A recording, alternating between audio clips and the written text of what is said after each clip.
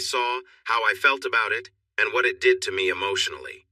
It's all from my point of view, which is the only one I really have. I raised my eyebrows when she introduced herself as Ms. Crenshaw. She smiled gently and explained that it was necessary in her line of work with couples and therapy. She wanted to keep it professional and personal matters out of it. Some people can get upset during these sessions, so she didn't want any questions like, "What would your husband think?" It made sense. She joked that calling herself Ms. made her sound like a serious activist, but I figured anyone who got to know her for more than a few minutes would see she was just a kind older lady. She said writing this journal is good for my therapy. I didn't really know that before, but I went along with it. It feels helpful to write down my thoughts as I remember them, rather than how they were talked about in the news, which felt more like gossip than real reporting. People are often viewed as heroes or villains, but they are just like everyone else. That's how modern news seems to work. Lift people up, then bring them down. Let me introduce myself. I am Ben Blackcloud. Technically, my name is Benjamin, but I dislike it, and I dislike Benji even more. My former partner enjoyed calling me those names. Speaking of partners, I had one. You probably haven't heard of me, and that's okay. Unless you're in my field. You've only heard of me if I helped with a show you ran. To a small group, I was known as the Devil Incarnate, always wanting bigger and better things for less money, always needing more space for our acts. But my partner? You'd know him. Jeff Klondike, known to his fans as Clonkers. Picture him jumping around on stage, making silly sounds, or shouting his mother's call of Jeffrey when he was in the middle of a funny story. Being business partners with a famous comedian has its challenges. Often no one knows who I am or believes me when I tell them. He was the star, the one in the spotlight making everyone laugh and enjoying himself. I was the quiet one behind the scenes, making everything work smoothly. You think that when you buy a ticket for a show, he does everything alone?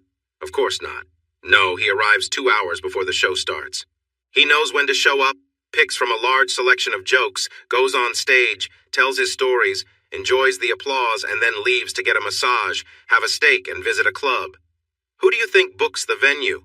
Who makes the deal with Ticketmaster or similar companies? Who gets tickets for friends or acquaintances of Jeff? Who arranges hotels or airline tickets or rents a bus for the show? Who finds the rehearsal space? Who sets up the seating in arenas, works with the screen teams to install LED panels, and coordinates the sound teams who set up microphones and speakers? Who organizes the lighting and builds the big lighting setups for the show? Jeff doesn't handle any of that. After his set, he hops in a taxi and goes out. I'm the one who manages the breakdown of the stage and equipment, makes sure everyone gets paid, and I'm the last one to turn off the lights. And who writes his material? Here's a secret. It's not him. Though many think he does, just check the credits at the end of one of his specials to see for yourself. The truth is, without me, the show wouldn't happen. Jeff shines on stage, no doubt about that. But without me, there would be no stage, no show, and no material. He knows this too. We are partners officially, but it's not me who goes on talk shows or game shows. I don't have attention drawn to me in the same way. Yet Jeff understands that without my skills in organizing and problem solving, his show wouldn't be what he wants it to be. So, we are partners, both on paper and financially, even if not many people recognize it. It's known as the Jeff Klondike Show, and I'm surprisingly okay with that. I don't feel bitter. I understand who I am and have found ways to accept it. This is not what I imagined when I left my hometown to seek my fortune, but as the tribe says, the journey is never straight. It bends like a river, and when the river overflows, you go with the new path. That's just how it is. A bit of background might help, since I didn't come into this world as a stage manager or manager of comedians. I am part of the Navajo tribe and come from a small town called Tiknos-Pos, located near the Arizona and Utah border. If you look up the place on Google Maps, it can show you the wrong spot. It just shows the main road nearby. The real town is a bit to the south and west of that point. It's a small place, and believe me, when I was younger, I couldn't wait to leave. My mom is from Chicago, so I'm only part Native American, but that's enough to matter where I grew up. I learned a lot about my culture that I wasn't really interested in. I respect my tribe and their traditions, that's important to me, but I didn't want my identity to only be about being Native American. I wanted to be understood as a person who also happens to be Native American, rather than just being defined by it. There are many people I call professional Native Americans back home who focus on that in everything they do, and that's fine for them. I just wanted more than that for myself. So I left as soon as I could. There's no hard feelings. I still visit often to see my family and my brother. We share stories about our lives, enjoy some drinks, and have fun together just like any family. We have a different background, which adds to our stories. I share this so you can understand a bit about me, though it doesn't really change the story. I am 5 feet 10 inches tall, taller than many in my community, and I have nice olive skin, which I like because I don't usually get sunburned. My eyes look similar to yours because I'm only part Native American. The main thing that shows my heritage is my hair. It's long, thick, and black, and when I grow it long, it reaches my shoulders. Sometimes, from behind, people might mistake me for a woman because of my hair, and that's happened more than once. I would say I'm neither ugly nor handsome, just somewhere in the middle. I have a few gray strands now, which is normal. But I'm getting ahead of myself. Anyway, Mom and Dad are still alive. One thing about being Native American is that we often live a long time. Mom is from Chicago, and she's very much a typical city person. Dad, on the other hand, is one of those professional Native Americans I mentioned. He leads tours, takes part in traditional ceremonies, dresses in cultural clothing, and speaks in a unique style. When he returns from work, he changes into jeans and a sweatshirt, speaking like President Biden. He understands what tourists expect and is happy to provide it for them, earning money from their visits. After everything that the federal government has done to our people, it's only fair. My brother is a carpenter. He works with both traditional framing and custom builds, and he studies old Native American woodworking techniques. Did you know the Navajo had their own methods? They do. It's much like Japanese techniques. It focuses on making strong joints using only the wood itself. He combines both styles in his work. He is married to Joe, and they have 3 kids who bring me joy whenever I come home. I share stories of far-off places and famous people that I learn about through their managers, even if I never get to meet them. As I mentioned, I left home as soon as I could. I pursued drama studies. Yes, I was a drama major at Northwestern University in Chicago, which is not a famous school, but part of their communications program. They offered several scholarships, and as a minority interested in the arts, I had a good chance.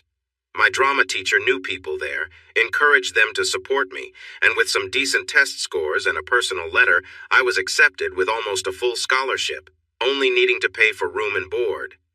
I didn't move to LA or New York because they are very competitive, and many people go there. I chose Chicago because I wanted to focus on comedy.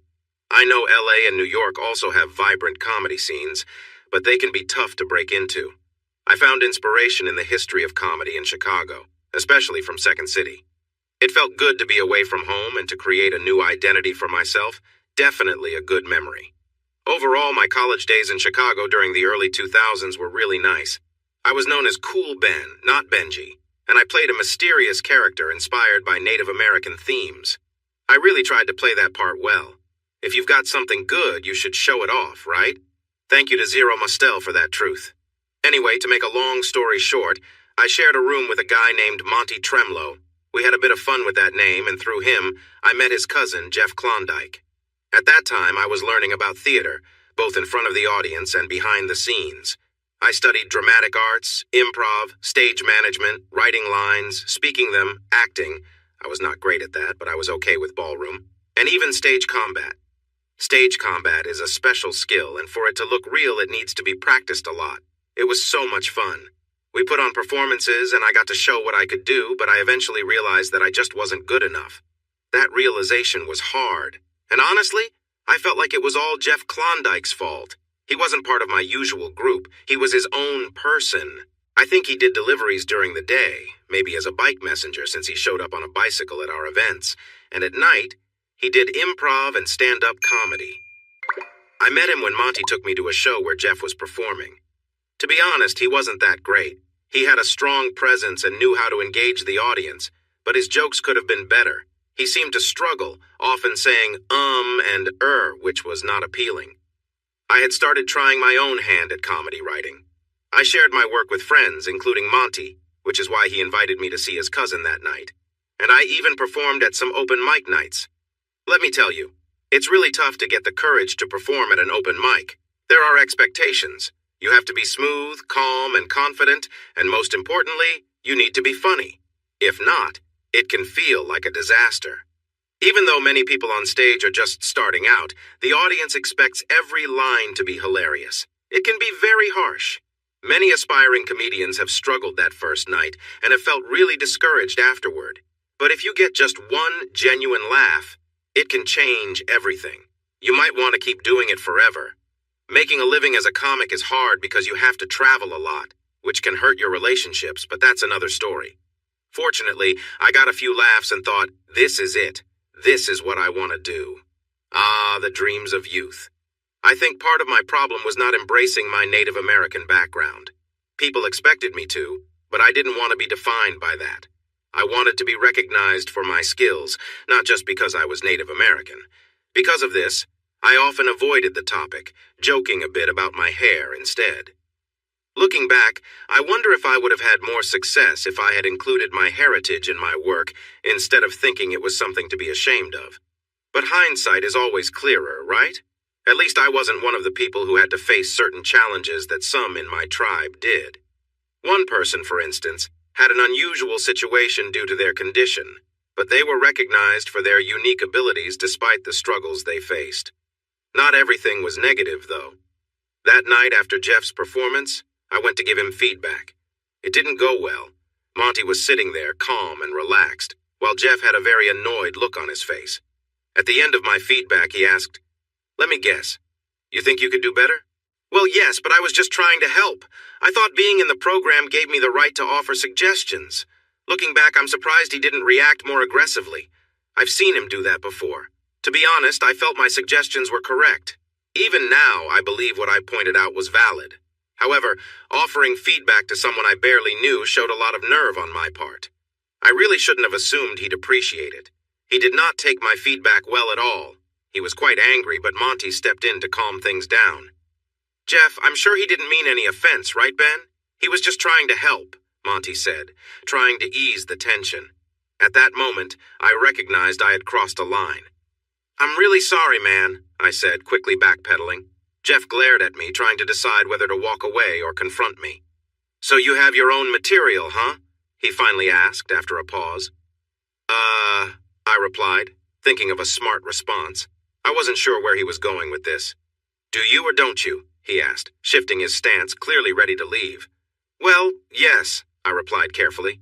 "Okay then." He cracked his knuckles and nodded at Monty. "Here's the deal. I'll give you some of my material and you share some of yours. We both perform at different clubs on 2 nights. One night you do your stuff along with mine. The next night I'll do the same. We won't watch each other. The audience and Monty here will judge us. If you're better, I'll stay quiet and listen to you. If I'm better, you'll have to accept that. Are you in?" Oh my gosh! A laugh-off. An old-fashioned laugh-off just like that. I hadn't heard of one like this before, and I was all in, just for the fun of it. It didn't matter so much who won, but it would be nice to show him who was better. I pretended to think it over, even though I was already excited. Of course, I wouldn't share my best material. There was no reason to make it hard for myself, and I was sure he'd do the same. It would be silly not to. But yes, this was a great idea. In the end, I nodded, reached out my hand, and we shook on it. "All right, 2 weeks. I need your material in a week so I can practice. I'll send mine to you through Monty. Sound fair? We'll perform at the Comedy Club and Marcel's in 2 weeks, both with open mic night. May the best person win me, hopefully. Good luck, Tonto." And that was the start of the teasing. He wasn't mean about it, though. If I told him I didn't like a name he used, he would stop calling me that. It didn't bother me much because he always had plenty of others. I think the worst name he ever gave me was Native Michael Bolton after a bad hair attempt. A lesson learned there. Monty nodded, rubbing his hands together with excitement about the contest we had just arranged, saying, "I am going to make so much money from this. Tickets everywhere. This is going to be amazing." I should have figured Monty would take charge like this. I looked at Jeff to see if he agreed with this idea or if it was a trick. He looked back at me and gave me his wonderful smile, filled with charm and real joy. It was the kind of smile that could impress anyone. And so it was set to happen. I went home and reviewed my material, picking out some of the pieces I thought were the weakest. By weakest, I meant the ones I believed wouldn't work. They just didn't seem funny to me, especially after my last performance didn't go well. I had 15 pages of what I thought was barely laughable content, and I sent it to Monty. He returned 10 pages, and it was hard to understand what he had changed. However, I got the main idea by the end. I spent the week practicing after my college classes, trying my best with what I had. I combined his notes with my best 10 minutes of jokes and felt ready when the time came. Meanwhile, Monty was creating buzz about the show. There was a lot of excitement. The honor of the Northwestern Communications Department was on the line. People stopped me in the halls to wish me luck. Both venues were sold out and tickets were being sold for more than their face value, thanks to Monty. Even some of the teachers mentioned they would attend. Monty had arranged to video the whole event since camera phones didn't exist yet. This way, I could see his performance, and he could see mine afterward. Honestly, I was curious to see his take on my material and if I could learn anything from it. Well, there I was, completely unaware of the tough competition ahead. The show went well. I thought I did great. There was a lot of laughter and applause.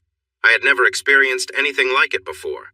If I hadn't been convinced before, I was now. It was amazing. People were patting me on the back and offering to buy me a drink. It felt wonderful. Then I went home, wondering how Monty had done. When Monty returned, he couldn't look me in the eye, which told me that it wasn't good news for me. He grabbed a drink, plopped down on his bed, and took a long sip before saying, "I'm sorry, Ben. You were good, but he was better." I just sat there staring at him.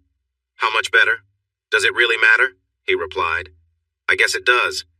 There was a deep sigh. "Yeah, it does. Tell me." "Are you sure you want to know?" "It was my material. I deserve to know." "I don't know, man. It was the same material, but it didn't feel the same. The strange thing is, your parts were the best by far.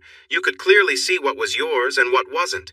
Somehow he took your work and made it more polished. His timing was perfect and his expressions were spot on. He really hit it out of the park." I sat there staring at my shoes, my mind blank.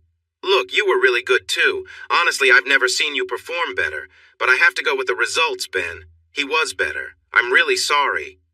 That was the end of the discussion. I just finished my beer and lay down on my bed. Monty had clearly been drinking. He was fast asleep and snoring loudly. I stared at the ceiling, trying to understand what had happened. Sure, Monty was good, but I was good too, right? There was space for more than one comedian. My life wasn't over, except it felt like it was. The next day, I got up, took a shower, and went to school. No one looked me in the eye. I heard a few quick "sorry, man" remarks as people walked by, but that was all. Even the teachers avoided calling on me. I could tell I wasn't in anyone's good books. That night, Monty and I sat down to watch Jeff's performance. I hated every moment of it. Deep down, I knew he was better. He brought my material to life in a way I hadn't seen. He paused where I wouldn't. He let the jokes breathe when I rushed through. It was hard to take, and I didn't laugh at all, not that anyone expected me to, given how I felt. I was in a funk for the next month. I struggled in my classes. I passed, but just barely. I didn't try hard, and it showed. Most days, I stayed in our small room replaying Jeff's performance, taking notes on what he did. Even Monty gave me some space after trying to get me to go out with him for a few nights. I wasn't interested, and made that clear. As for how I finally got out of that slump, well, Jeff has shared that story many times on different shows. His version isn't quite right, so here's how it really went. There was a knock at the door, and I didn't want to answer it. Then I heard a high-pitched voice say, "Candygram! Candygram for Mongo!" Of course, I had to open the door for that. Blazing Saddles is such a classic. It's amazing it was made at all. Jeff stood outside holding a 12-pack of beer. He's always been a bit of a tightwad. "Are you busy?" he asked as he walked into the room I shared with Monty. I never understood why he asked that. I stayed by the door, watching him flop onto the bed, opening a can of beer and saying, "Come in, why don't you? Oh, wait, you already did." "What are we watching?" he asked, glancing at the TV. "Wait, is that my performance?" He looked confused. "Why are you watching this? Don't get me wrong, I did great, but why? Oh, right, getting some tips, I get it." He even made finger quotes around tips. At that moment, I felt frustrated. "You really want to know?" I asked him. "Sure," he replied, leaning back and gulping down more beer. "What can I say about Jeff Klondike? The guy could really drink, and what's really frustrating is he never gained any weight." "Fine." I clenched my teeth and sat on the edge of the bed. I rewound the tape and grabbed a drink for myself before starting it. Then I broke it down. I found something to critique in almost every second of his set, pausing to highlight things on the screen. I pointed out all the ways he could improve, where he should have paused or moved differently, and the moments in the story that could have landed better. I went through everything I could think of after watching it many times. Just like I had to be honest about my own work, he had to accept my feedback. It was clear to him. I even showed him how to improve his performance using my material. I did this because I was frustrated with his laid-back attitude as if he didn't need to try. But he really did. And then, once he really put in the effort, he would be unstoppable. That was the hardest thing to accept. He knew it too. After I shared everything I wanted to say, he simply mentioned, "Wow, that was incredible. I haven't even watched your set yet." Great. By this time, we had both enjoyed about 5 drinks each, and I had to take a quick break. When I returned, he was watching the show again, this time with more focus. "So," he started, in the way that tipsy people do. "Wondering." "Wondering what?" I asked, opening another drink. "So, I hear you've given up on performing?" I stared at him in shock. He wasn't even in the Northwestern program, yet he somehow knew I was not putting in much effort. I must have been slacking off more than I realized. "What if we partnered up? You write and critique while we practice together. You help me improve. Honestly, your stuff is better than mine. Together, we would be a great team. Sure, you might not be performing as much, but from what I hear, you've stepped back from that anyway. We could team up 50-50 or 60-40. You write, help me get better, I perform. We all benefit. Just like the famous partnership of Elton John and Bernie Taupin. What do you think?" And that, dear reader, is how the Black Cloud Klondike partnership began. Just like that. Yes, Black Cloud is important, even if you don't know about the partnership. I didn't answer him right away, but thought about it for a few days. I talked to Monty and some of the teachers. They all said the same thing. I was good, but he was great. Together, we could be amazing. But I shouldn't give up my degree. I should finish that first. I could write for the next year and see if I could match his success. If I could, the future could be exactly how I wanted it. How great it would be depended on how hard we both worked. The problem was, I didn't really know him. I had met him briefly once, seen 2 of his stand-up shows, and had one wild night where I tried to criticize him to feel better about myself. Did I really want to partner with someone I didn't know well? So I decided the best thing to do was get to know him better. I called him and invited him over to work on some material together. The more we did that, the more I would learn about him. Or I could just ask him directly. When he came over for the first time, he brought beer since Monty was out that night. He mentioned something about a dance show. I asked him straight up about himself. It was important for me to know him better to create the right material for him. "What do you want to know?" he asked with a smile, opening a can of beer. We were stepping up our beer choices slowly. "I don't know. What do you want to share?" I replied, turning the question back to him. He scratched his chin, took a sip, thought for a moment, and then said, "Well, I have 2 brothers, one older and one younger, and a young sister who was a surprise.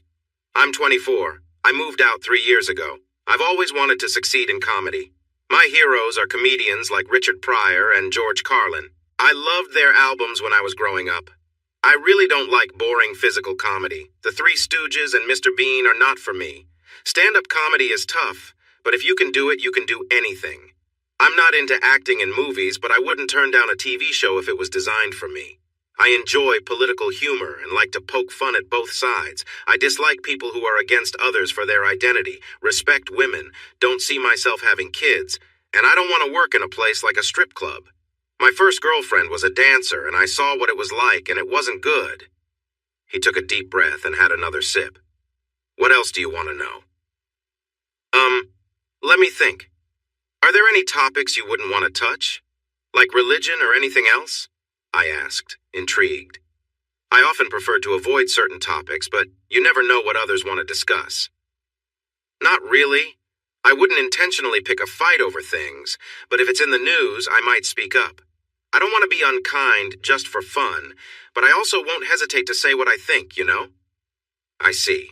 So, you're okay with making a few enemies along the way?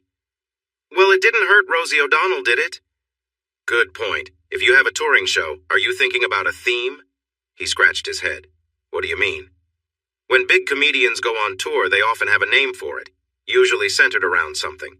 A main idea they want to share. The jokes or stories connect to that idea. Sometimes it's more obvious than others, but the most successful ones have a clear talking point for interviews and such. I did have some knowledge on this. I hadn't really thought of that. Right now, I'm just going show to show, trying to find what works, he replied honestly. At least he was sincere. We can think about that later. It's not something you have to decide right now, I said. What about your family? Can you share stories about them? Will they be upset? He shrugged. I'm not that close with them, to be honest. My parents are true hippies, and they couldn't wait for us to move out so they could go back to their old ways. Last I heard, they were living in a commune in Minnesota. I made a mental note. That sounded like a rich topic to explore. So, do you want to tell jokes? Share puns? Be more of a storyteller? What do you enjoy the most? This was getting to the important stuff. A comedian's talent lies in how comfortable they feel doing what they love. There are different ways to be funny. Some tell jokes. Some share stories with humor woven in. Others observe life and point out its oddities. Bill Cosby was known for that. Eddie Murphy mixes storytelling with traditional jokes. Tim Allen portrays a real man who often makes mistakes. He plays a character just like Larry the Cable Guy. Interestingly, he sounds quite different when he's not in character. You can check out Daniel Whitney on YouTube, which is Larry's real name, and see him talk in his normal voice. I've met him a few times, and he's genuinely nice. Some famous comedians aren't as kind. They can be a bit entitled after being in the spotlight for so long and might lack patience with those they think are not doing their jobs well. Steve Martin is someone who is fine to be around if he knows you and appreciates you. If not, it's best to not stay in his line of sight for too long. So who was Jeff Kay? And how were we going to change his image? I did some research and found a character from a website called Something Awful. We wanted Jeff to be nothing like that character. We tried different names, the Klondike, J.K. Jeffrey with various styles, but none felt right. None really represented Jeff. He was just himself. He didn't care about much and often ignored rules. He liked to have a good time and had a carefree attitude. One night, during a performance with a small group of fans following him around Chicago, a joke we thought would be funny didn't land. Jeff stood in front of the crowd, looking disappointed, and sighed. Well, that didn't work, did it? He glanced over at me in the wings and gestured. Let's just end that bit, right, Hairbrush? I rolled my eyes as he turned back to the audience. Sorry, folks. Trying out some new stuff. Sometimes it doesn't always go well. Then someone from the crowd shouted, It's okay, Clonkers, we love you anyway. That night, the name Clonkers stuck. We also experimented with Jeff's appearance. Comics often start with a unique look and then change over time. Some don't change at all. For example, Larry the Cable Guy has a specific style, and Jerry Seinfeld often wears suits. We tried everything with Jeff. Sweaters and slacks, shirts and jeans, various types of suits. We even presented him with a flashy suit right before a show, but he was having none of it. He had arrived in jeans, a t-shirt, a Hawaiian shirt, and a baseball cap. After taking one look at the suit, he said, No, we are done, and stuck with his casual outfit, which became his signature look. When someone finds success, brands often try to get them to wear their clothes for gigs, offering big money for a spot on a show. But Jeff wore whatever he liked and felt comfortable in. I also found out that Jeff was quite loyal and usually had everything in order. He wasn't messy. He had a tidy apartment by the river in Chicago, and generally he was punctual. He drank a lot back then, but didn't we all? We lived on energy, soda, snacks, and takeout. These days it's different, but back then we didn't worry about calories. We stayed away from harder drugs because we had seen how bad cocaine could be in the late 80s. His sense of humor was a bit rough and sharp for most people. He couldn't show his true self unless he was sure you could handle it. It took him some time to relax around me, and together with his agent Maury, we were probably the two people who understood him the best. Yes, his agent. And mine too, in a way. After I finished my degree, we had some local success and took a few trips to Wisconsin and Indiana. We started getting repeat bookings. I thought I could stick with this for at least another year to see what happened. I wasn't getting any other offers. Second City talked to me about being a stage manager, but that felt more like babysitting. While I knew many people got their start there, working with Jeff felt more real and in our control. By the end of that first year, I could manage the requests for gigs that came in, but I quickly realized I didn't have the skills or connections to get gigs for Jeff. We needed an agent. That's when we met Maury Slocum. We found him at a gig in Detroit where he was negotiating for another act. We watched him as he skillfully convinced the club owner, and after our show, we took him out to dinner. He liked our act and decided to work with us. Maury was fantastic. He took care of the things I couldn't manage. This freed me up to focus on writing and other tasks. I soon learned I had to handle the extra responsibilities because venue owners expected us to know what we were doing, and at first, I didn't. But I picked it up quickly. I keep saying us, but really, Jeff was the one with the talent on stage. Behind the scenes, though, it was a different story. Jeff recognized this from the start. He understood he needed my writing skills because, while his material was decent, it wasn't enough to help him reach his big goals. As I mentioned, he was aware of his strengths. He recognized a good partnership when he saw one in me. He was open to sharing decisions and the work involved in creating our act. I later learned that money wasn't his main motivation, even though he liked having it.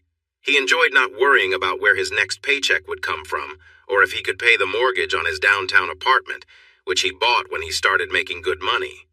But for him, it was never just about money. It was the excitement of performing and hearing people laugh. He didn't care about using money to keep score. As long as he had what he needed to do what he loved, that was enough. His choice was to keep doing stand-up comedy rather than pursue movies or other options. Many people talk about performers, especially actors, who find their worth through how others see them. When you feel that way, you try to stay in the spotlight so that people are always talking about you. If they aren't, it feels like you don't matter. The industry can be full of insecurities and issues, but after working with Jeff for a long time, I don't think he was driven by insecurity. He was sure of who he was inside. He loved getting up in front of an audience, saying silly things, making funny faces, and moving around to entertain people. He needed their laughter like he needed air. But it was for all the right reasons, not because he thought he was worthless without their attention. He enjoyed making people's lives a little brighter and more fun, helping them smile even if they had a rough day. He often said that performing felt less like a job and more like a responsibility. His easygoing attitude about money was clear when a few issues came up with our first contract. When we began, we didn't have much money at all. We couldn't hire entertainment lawyers, who were mostly in Los Angeles anyway. We went to a regular lawyer to set up a contract because we knew we needed to make our partnership official, and we even formed a company, BK Entertainment Inc., where my name came first. We owned it 50-50. The contract stated that all money earned would be split 40-60, with Jeff getting the larger share. He wanted to show that my decision to step back from performing was important, and ensure I felt comfortable knowing I would still be compensated well. He wanted me to know he valued my contributions to his success.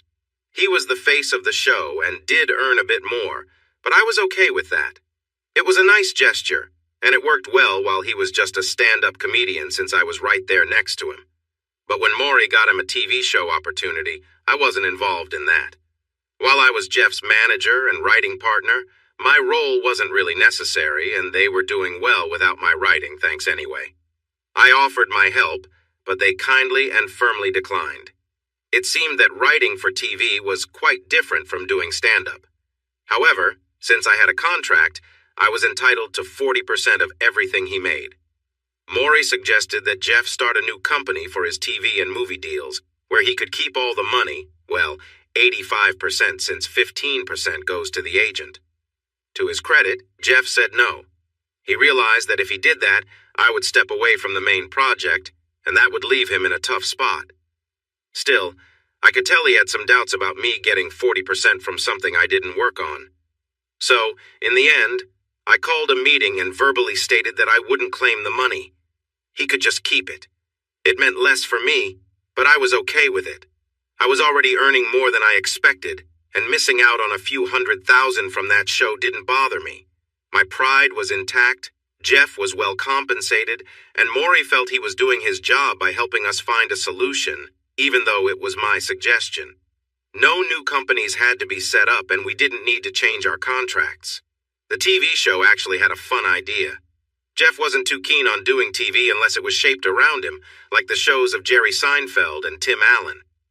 After a few years performing on big stages, TV came to him with a pitch that combined elements from Father Ted, a hilarious British show about some older, cheeky priests, and Heaven Can Wait, the classic movie with Warren Beatty. The story involved a bumbling angel who mistakenly pulled an angry radio DJ out of his life before he was supposed to die. But it turned out that he wasn't going to die, and the angel had acted too soon. When this was realized, the higher-ups tried to send him back, but his body had been cremated, thinking he was really gone. Instead of returning him to his body, they pushed his mind into the priest who was conducting his funeral. However, the priest already had his own thoughts and feelings. This led to a struggle between the two for control of the shared body. The show was titled Life is for the Living, and it quickly became a success. It was a funny setup, featuring a priest who suddenly displayed a wild side, wanting to drink and have fun. Throughout the series, the two personalities learned to appreciate each other and found ways to coexist. The script was crafted specifically for Jeff and highlighted his talents perfectly. He ended up with a woman sidekick, the not-so-helpful angel who caused it all, and only he and those in trouble could see her. This led to many one-sided talks and plenty of comical moments. I had nothing to do with it and just watched the episodes like everyone else. I visited the soundstage a few times and attended some parties, but that was it. So what did I actually do? I mostly helped create the Clonkers character, figured out his voice with Jeff, and wrote a lot. I also took care of everything else Jeff needed for his shows. I was half manager and half writer. As I mentioned before, putting on a show takes a lot of work. There are many details to ensure everything goes smoothly. Going to a comedy club is simple. They have lighting experts and know how everything should work since the stage is set. But when you perform in a theater, it requires more effort. They might have lights and sound people, but they won't know your specific needs. They may have just hosted a different play the week before and have no idea about your show. I have to arrange for a portable stage set to be built if they don't have one. I also need to discuss with the lighting expert where the lights should go. Are we recording this? If yes, where should the cameras be set up? Who hires the camera crew and the portable recording studio? Who will edit the final video? We need to set up the nights we will work. How much practice time do we need?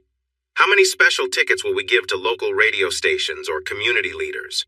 Where do we sell the merchandise? And what will we sell? Where do we get that merchandise?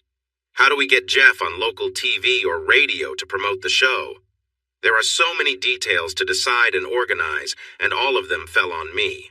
But the challenges become much bigger when you put on a show in a stadium or a place not designed for such events.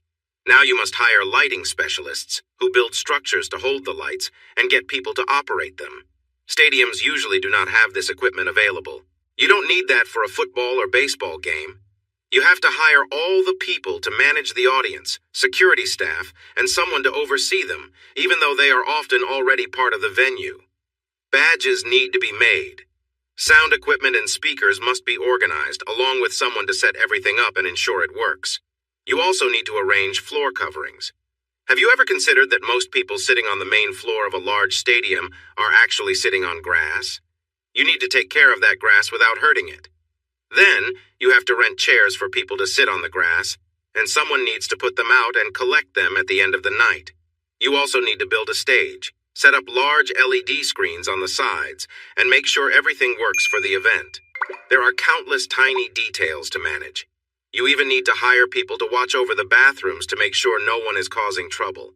It's odd, but this can happen, especially at comedy shows. We even had jokes about it in one of Jeff's routines. Now imagine trying to do all of this in another country. We don't often perform in places where they don't speak English, but we've done some shows in the Netherlands, France, and Spain since Netflix reaches many people. While many people there can speak English, I can't. So organizing these events abroad means making a lot of early morning or late night calls. It's a bit exhausting. And then there's the writing. I enjoy it, and I'm good at it. Jeff always brings new ideas to my words that I never thought of. It's exciting to see my words transformed in ways I hadn't imagined. We did this for almost 10 years before things changed, before certain women came into the picture. About those women. Oh, the women. I should clarify that we weren't single before these women appeared. Not at all. A working comedian getting laughs can almost hear the excitement as he steps on stage. Oddly enough, I was better at meeting women than Jeff was. It was strange, but he didn't have much charm. To be fair, once we started doing well, he didn't really need any. Still, he struggled to talk to women and didn't always know what to say. When a woman would speak to him, he often turned into a character he played. I wondered if he thought that was what they wanted or if he just didn't know what to do. Probably a bit of both. But I can tell you that hearing the same jokes you wrote years ago get repeated to a new audience can be tiring. It wouldn't bother me so much, but he kept picking the same jokes over and over. As for me, since I wasn't on stage and famous, I had to put in some effort. When I was on my own, I played up the image of someone who understood the secrets of the land, a role that seemed to work for me. It was easy to make love seem like a big mystery. A few hints, some cautious words, a lot of simple sayings, and some quiet, intense looks made it all feel special. But really, there isn't any secret knowledge. We, as people, often struggle with love and relationships just like everyone else does. But women didn't see it that way, and I wasn't going to clarify that. You use the advantages you have. I quickly learned to avoid talking about Jeff or my job. Mentioning them would surely lead to, what's he really like? Which would jump to, can I meet him? That would ruin the night for sure. But if I was out with Jeff, who loved to relax after a gig at a club or a bar, it was a different story. In that case, people would ask, do you want to meet him? And I would take a back seat. It was a bit embarrassing because he didn't have to work to attract attention while I had to put in effort, and when I finally succeeded, if he was alone, that was the end. I learned quickly to only go for it if he was already with someone. That was the best situation because I could introduce the girl I was talking to. Russell Howard taught me that phrase, by the way, and she could see what was happening and would often turn back to me. It was all very situation-based, but it worked for us. And let me tell you, only staying in one place for a few days helped prevent anyone from getting too attached. It wasn't that we disliked women. We just had priorities, and our careers came first. We were connected in many ways. I didn't want him to decide we had to settle down, just as he didn't want that for me. To be clear, being a comedian, whether just starting out or successful, means travel is a big part of the job. It's just the way it is. Like musicians in the beginning, travel is key for gaining exposure. Bands focus on their albums and tours help with sales. But for a comedian, the performance is the main product. While you can record shows, the truth is, most people watch those videos just a couple of times, unlike music that can play all day without getting old. There are two types of comedian tours. One is the let's find work type, which is what you do when you're trying to make it. The reality is, there often isn't enough work in one place for a full-time career as a comedian. People who don't want to travel often end up working at local clubs. If you want to get noticed, traveling is important. The more places you visit, the better. Perform at clubs, do local TV shows, and find any way to get in front of others. The more clubs you perform at, the more people will come to know your name. It may not always be obvious, but if you show up on TV, folks will think, oh, I remember that person. They'll share that with others. It makes them more likely to watch you again, especially if they've seen you before. It's an interesting cycle, but it works. Comedy clubs need fresh talent with new jokes to keep customers coming back. There is always a need for new comedians. Another part is preparing for a tour. Many comedians try new material in smaller clubs while on the road. They want to polish it before performing for larger crowds. A ticket to a big show can cost $60 to $70 or more, with the best seats priced even higher. If someone is paying that much, they expect a great performance. If the material isn't well rehearsed, it can spoil the show. It's a known fact that a comedian can get away with only a few bad jokes before the audience loses interest. If an audience stops enjoying the show, especially in a big tour with high stakes, it may be a long time before they get invited back. So it's crucial to make sure every joke is good before going out there. How do you do that? You perform at smaller venues, usually ones that fit around 300 people. The more often you can do this, the better.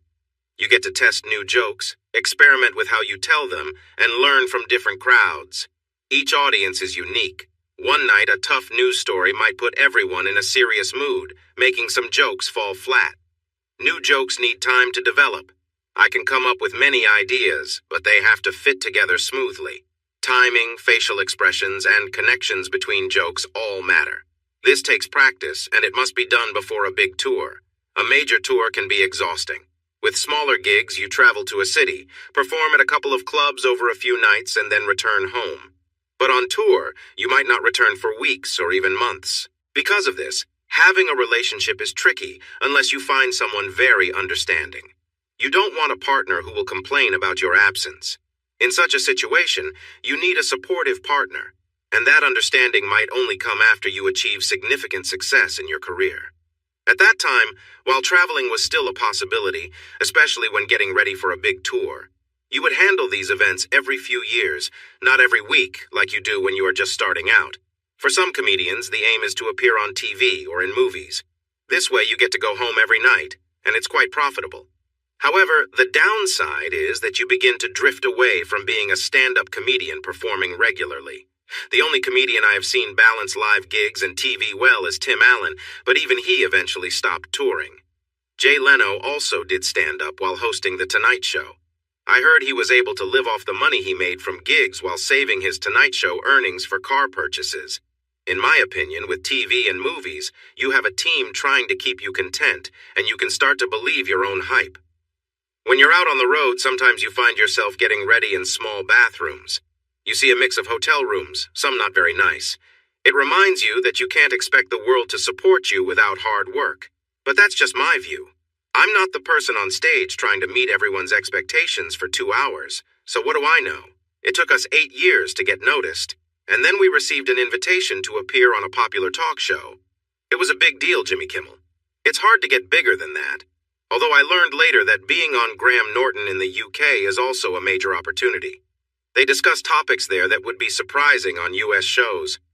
Jeff got to be on that show once and returned to the hotel quite tipsy, as they actually serve real drinks to guests on set. That would never happen back home. He had a 5-minute spot on Kimmel, and I was backstage enjoying the atmosphere. There were some wonderful moments shared with our family that night. We felt great about it. This led to invitations for a few game shows, which is terrific for getting noticed.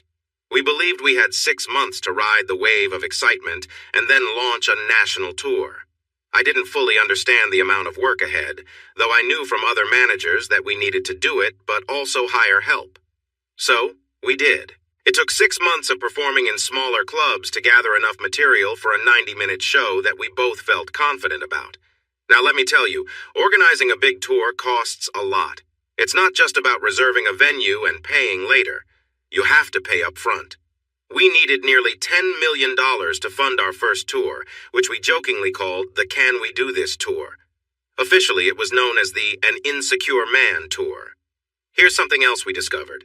Streaming services like Netflix, Amazon, and Hulu, they don't want to know about a special project until you've already had a successful tour.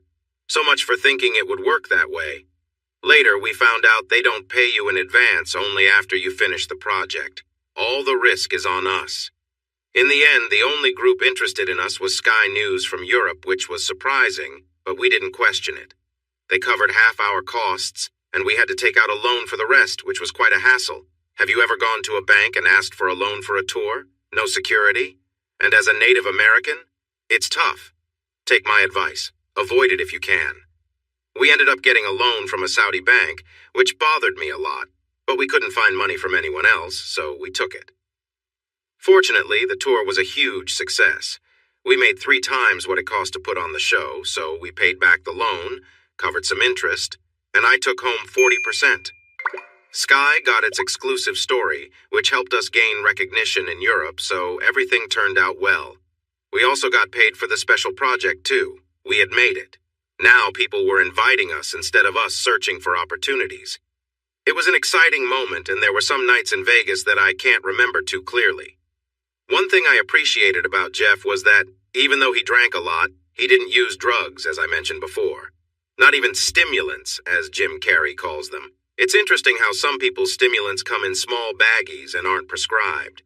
I choose to stay away from drugs, too. Early on, we tried some weed and edibles, but we quickly stopped. You can't do your best work when you're high. You might think you've created something funny, but the next day you see it for what it really is. So we cut back, and I was happy about that. I've seen many Native Americans struggle with alcohol and drugs, so I steer clear of them.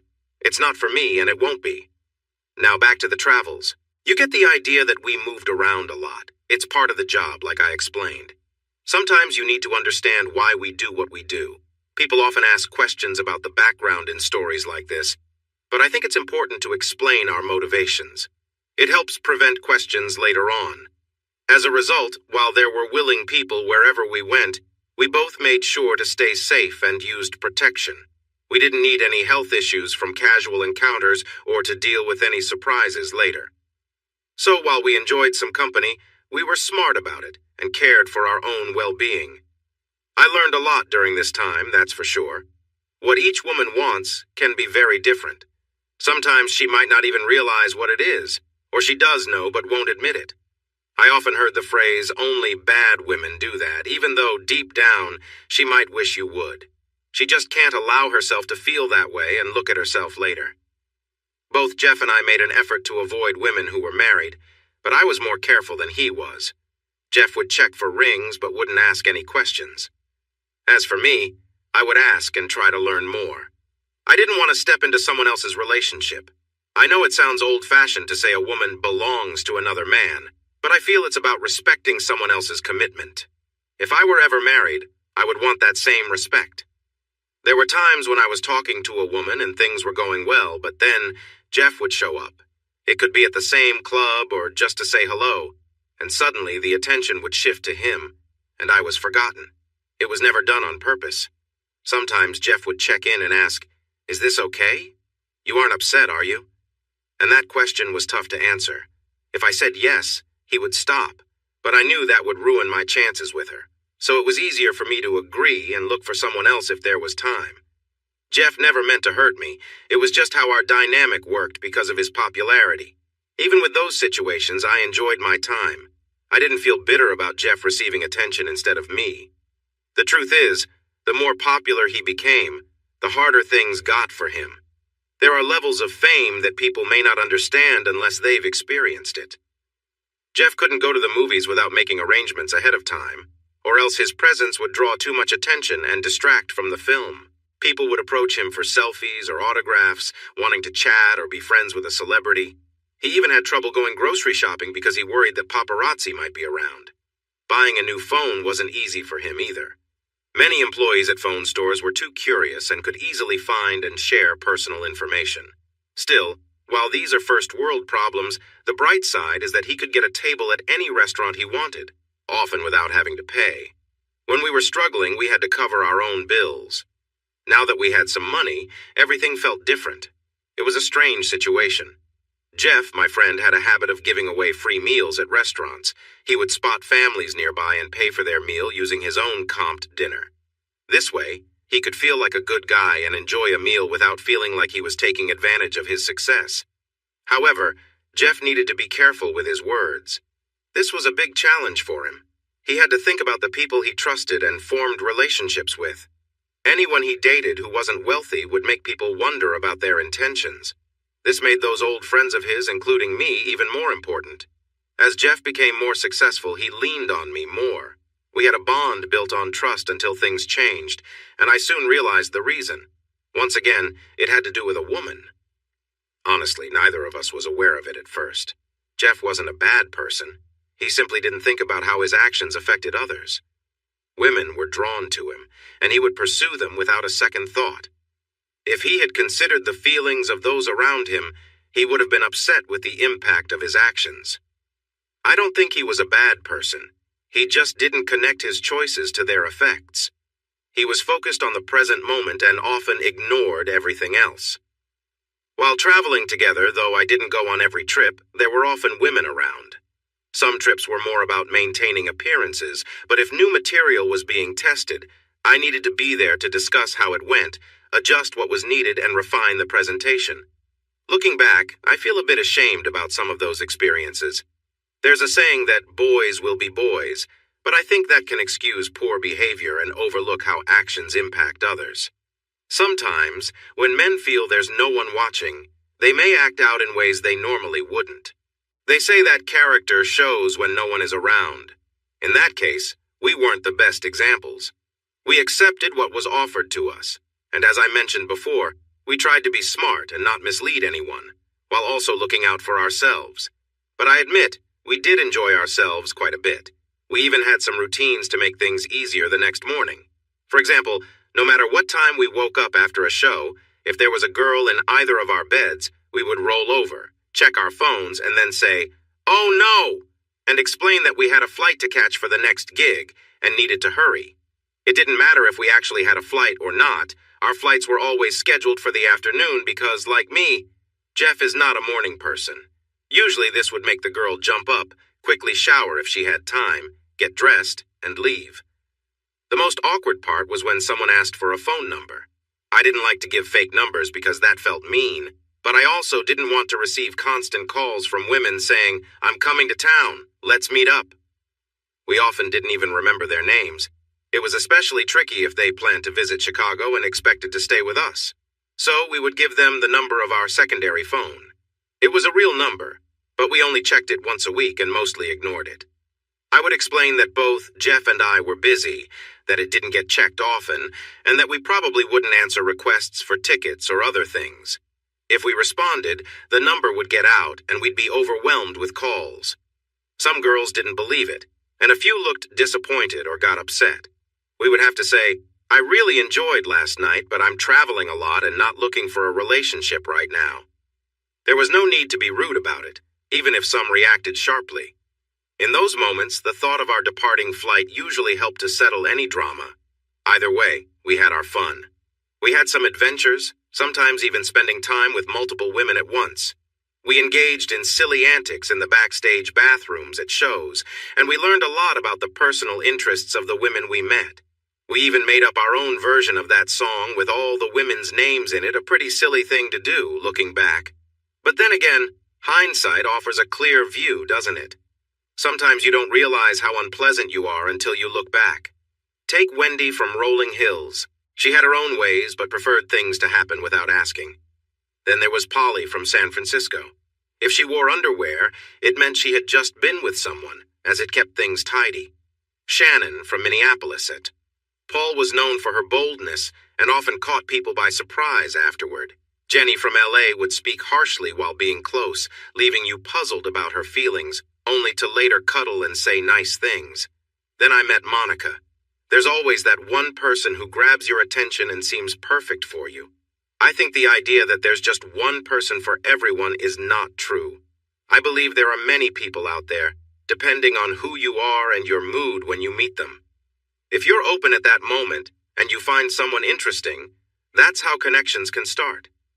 Once you begin to feel attracted to someone, you often focus on their positive traits and overlook the not-so-great ones. You might ignore what doesn't fit with your idea of them. Whether that idea is right or wrong, Monica appeared at just the right time, and she seemed to think I was a good match too. Monica Whitaker worked as a journalist for the Sun-Times in Chicago, covering weekend events. She had arranged to interview me instead of my partner, Jeff.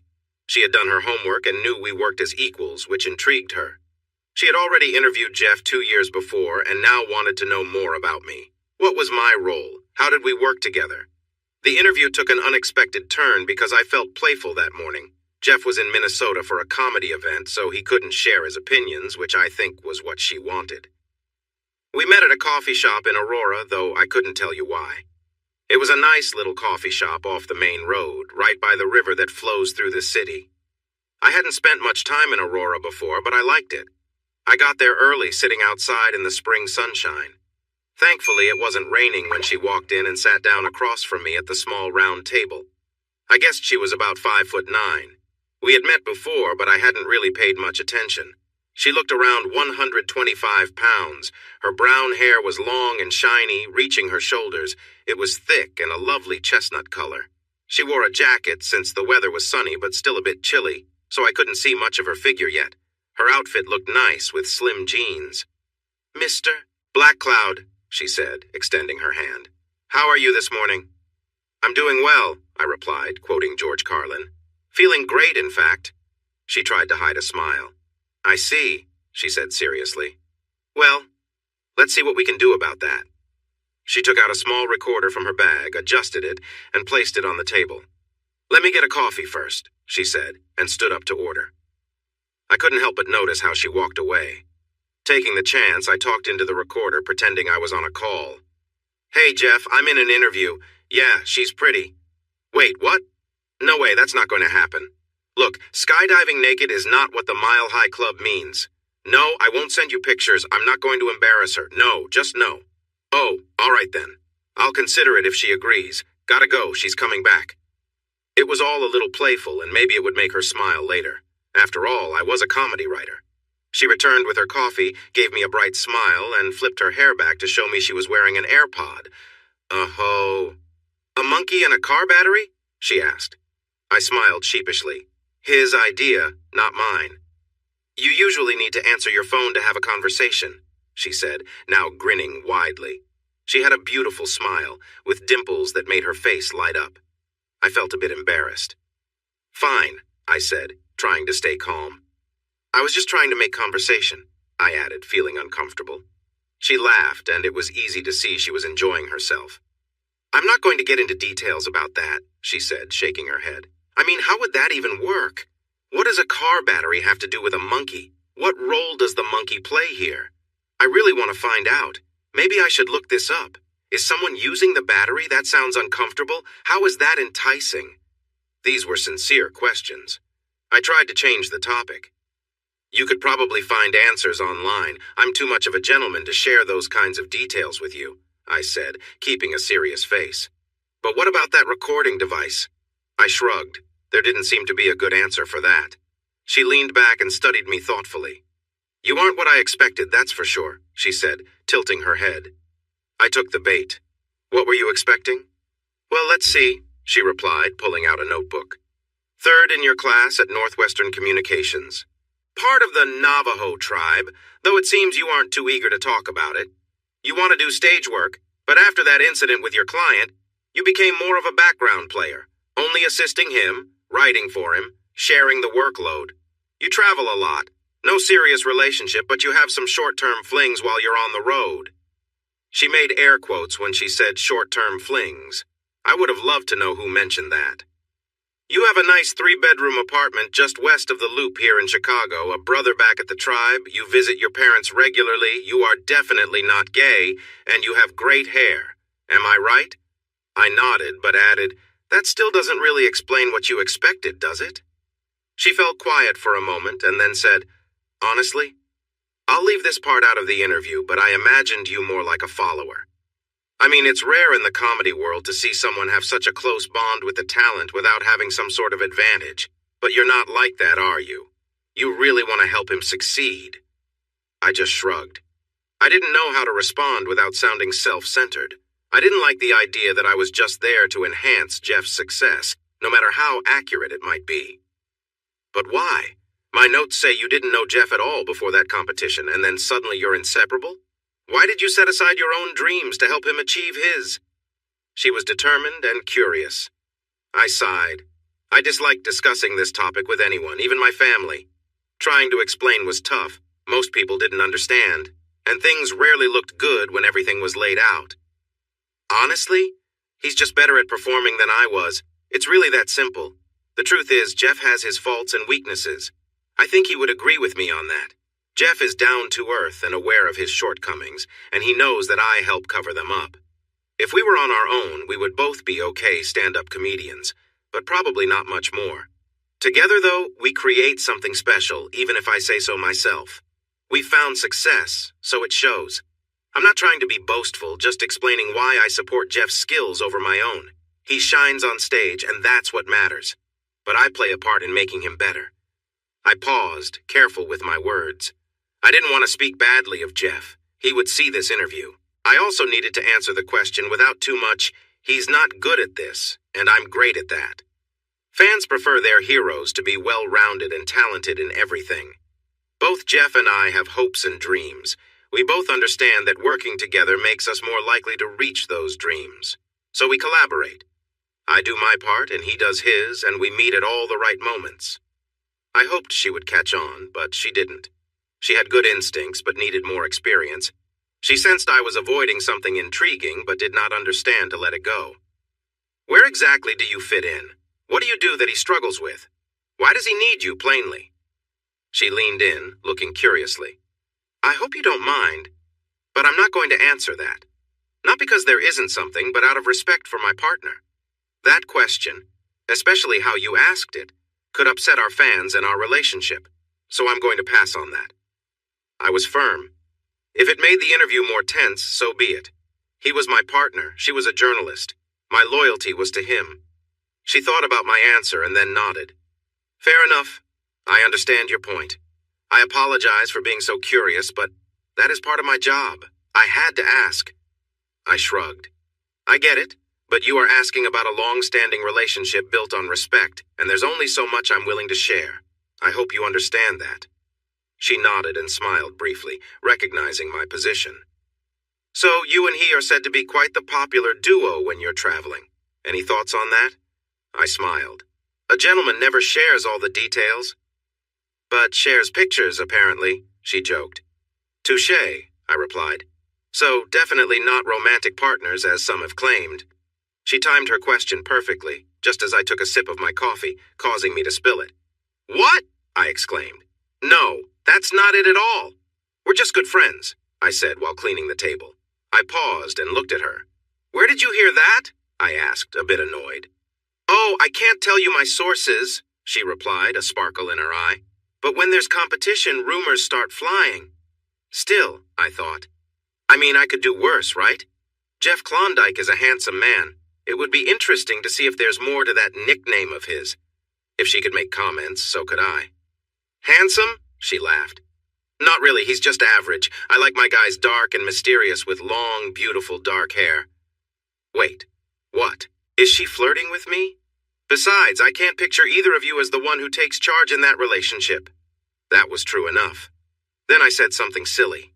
"Oh, I'd have to be the one taking charge. There's no way Jeff could ever keep up with me." Then I realized how that sounded, especially to someone I thought might be flirting with me.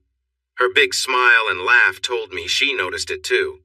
"Oh, now that's a bold claim. Let me grab my camera and we can see."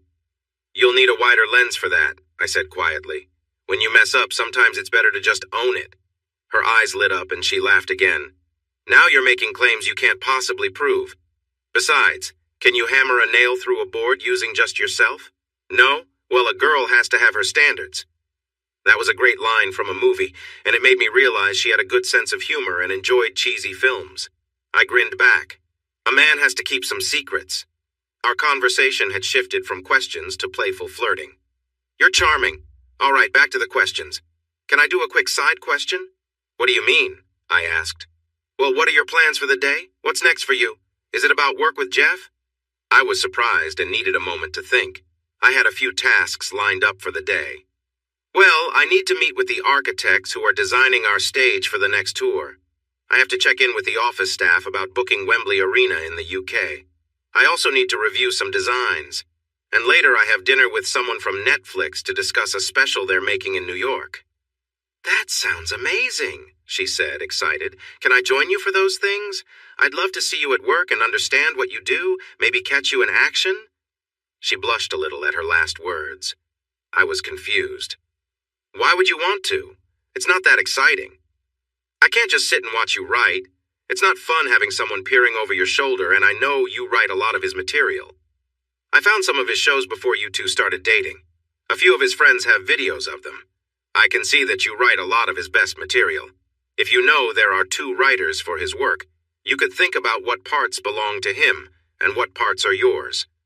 Your contributions are the strongest, right? I know you won't answer that, but it's true. Anyway, this is a great chance for me. I can watch you in action, get to know you better, and then write the story more accurately. Yes? Please? I was unsure, but I thought it would be fun to tease her a little. I think you like me, and this is your way of spending time with me, hoping to catch me off guard so you can find out what my secret is. Admit it, you have a plan. She blushed deeply, and then responded with sarcasm. Of course, I can't help myself. You are just so charming. It's really your hair. I can't resist being around you all day. I chuckled at her. All right, if you want to join me, that's fine. It might not be very exciting, but it's your article.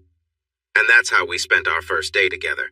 Monica claims it wasn't our first date, but I know it was.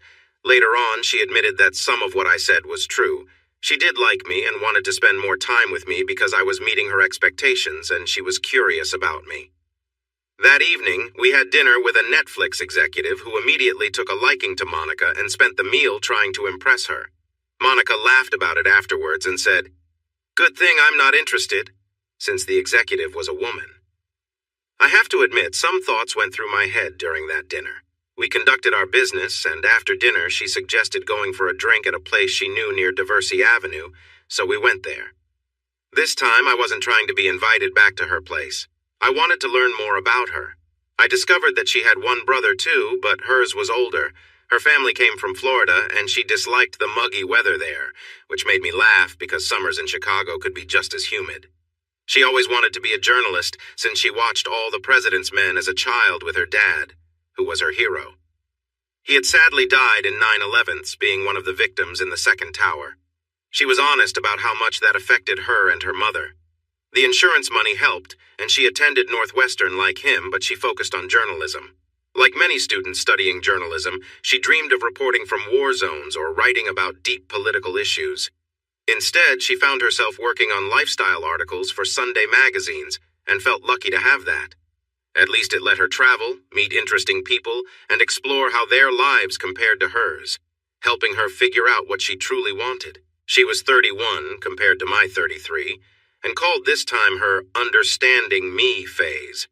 She was single, having ended her last serious relationship after discovering her partner had reignited a past romance. She moved out right away, found a small apartment, and had been living on her own since. As we walked through the city and crossed Lincoln Park, the evening felt magical.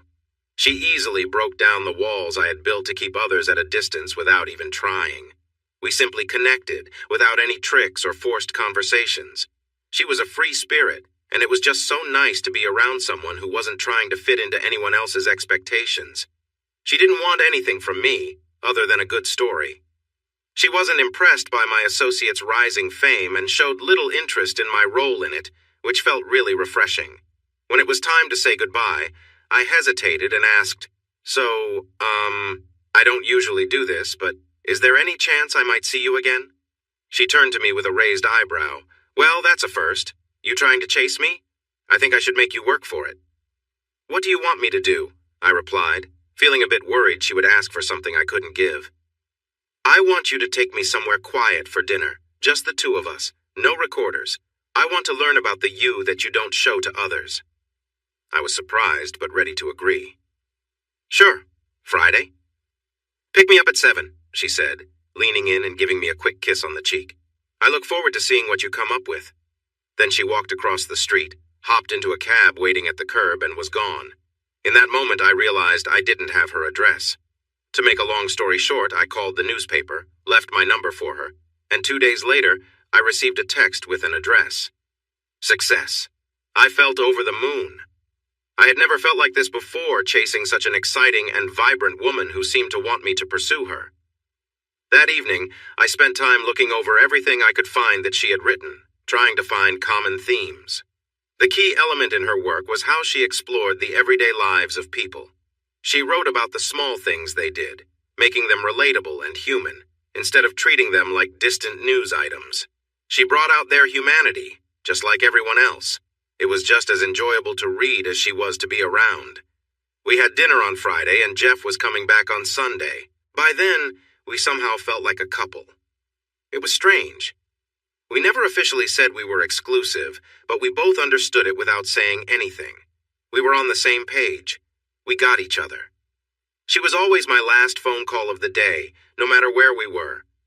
She was working for the Sun-Times, writing stories about interesting people.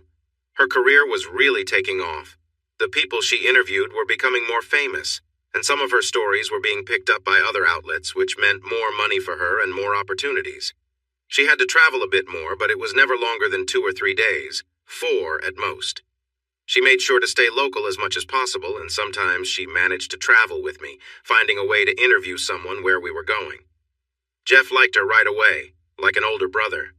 I had to talk to him and let him know that I cared for this girl and he needed to give us space. The fact that I felt the need to say that made me realize how much she really meant to me. We did many fun activities together. We found the Friends Fountain in Burbank at the Warner Brothers lot and took pictures on the couch in front of it. We took a picture of me on the rail of the Golden Gate Bridge pretending to jump while she playfully pulled me back. We have a picture of her in a Wonder Woman costume with my hands covering her back while she posed seriously.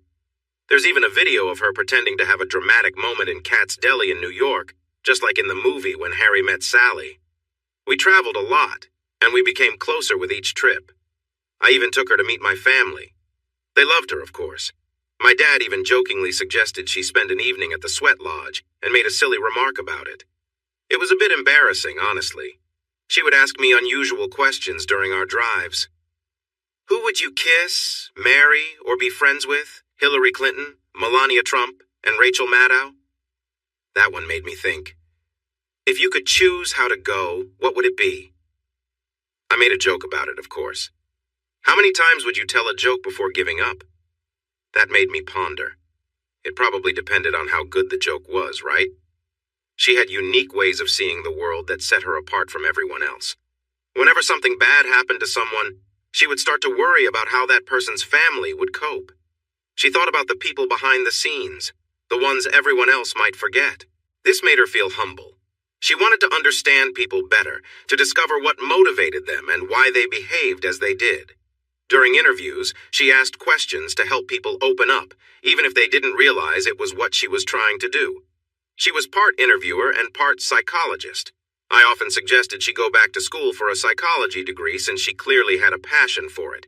She would respond with a sigh and an eye roll, saying she preferred her current job because she liked making money too much. She wasn't perfect, of course. She sometimes didn't reply for days when she was working on assignments or research at home. When she prepared to interview someone, she immersed herself completely. She read biographies, tried to reach out to old teachers and friends, and talk to coworkers. She wanted to gather as much information as possible so she would know what to ask. I jokingly told her she could work as an investigator for background checks if journalism didn't work out. She laughed and said she would probably be better than they were.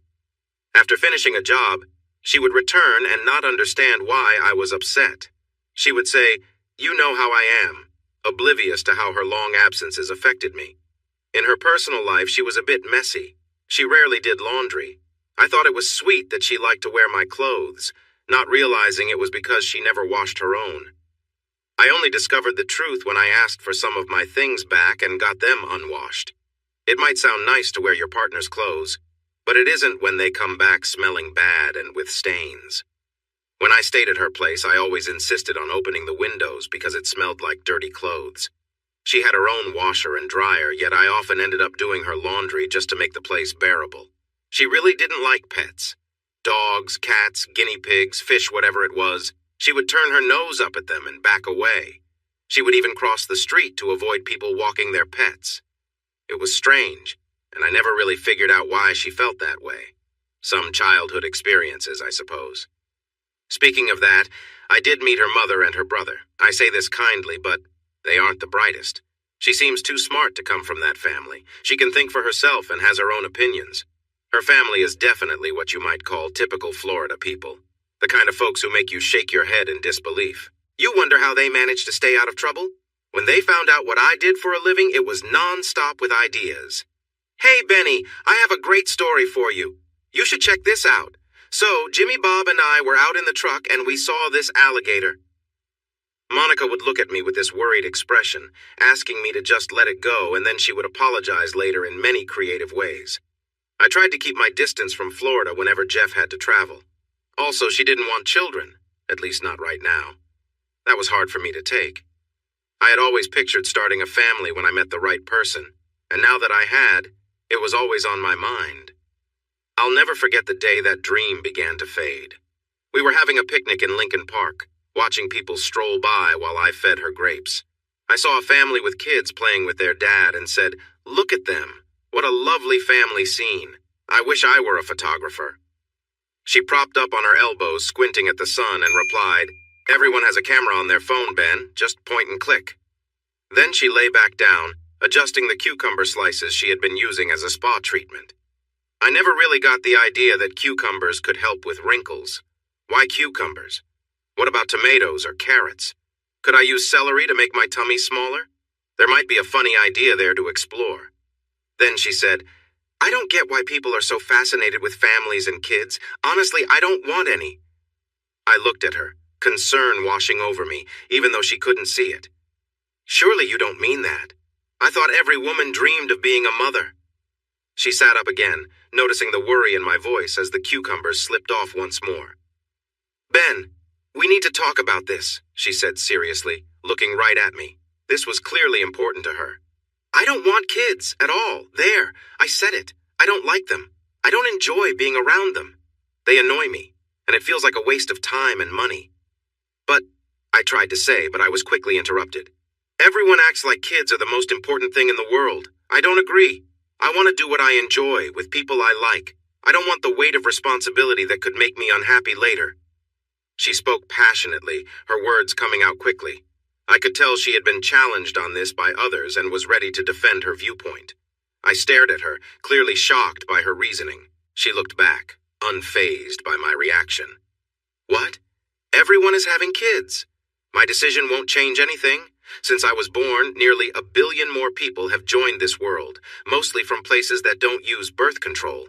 The planet doesn't need more kids from me. If that sounds selfish, so be it." I was silent for a moment, trying to process her words. I really didn't know what to say. "What about me?" I asked, feeling a bit hurt. "Just accept it. If you want to be with me, that's how it is," she said flatly, leaning back, ending the conversation. "Wait a minute," I said more firmly. "You don't want kids, so I can't have a say? Is that it?" I was starting to get frustrated with her attitude. What kind of partnership is that? She sat up again, and I could see concern about us in her eyes, mixed with determination. "Ben, I love you. You know that. But I love you, not future kids. I appreciate what we have and don't want to change it. Kids can bring problems. Maybe I'm not expressing this well." She bit her lip, and I couldn't tell if it was intentional or not. She sat up straight, leaned forward, and took my hand. "Maybe I'm being too strict. I've faced a lot of pressure about this, especially from my mom.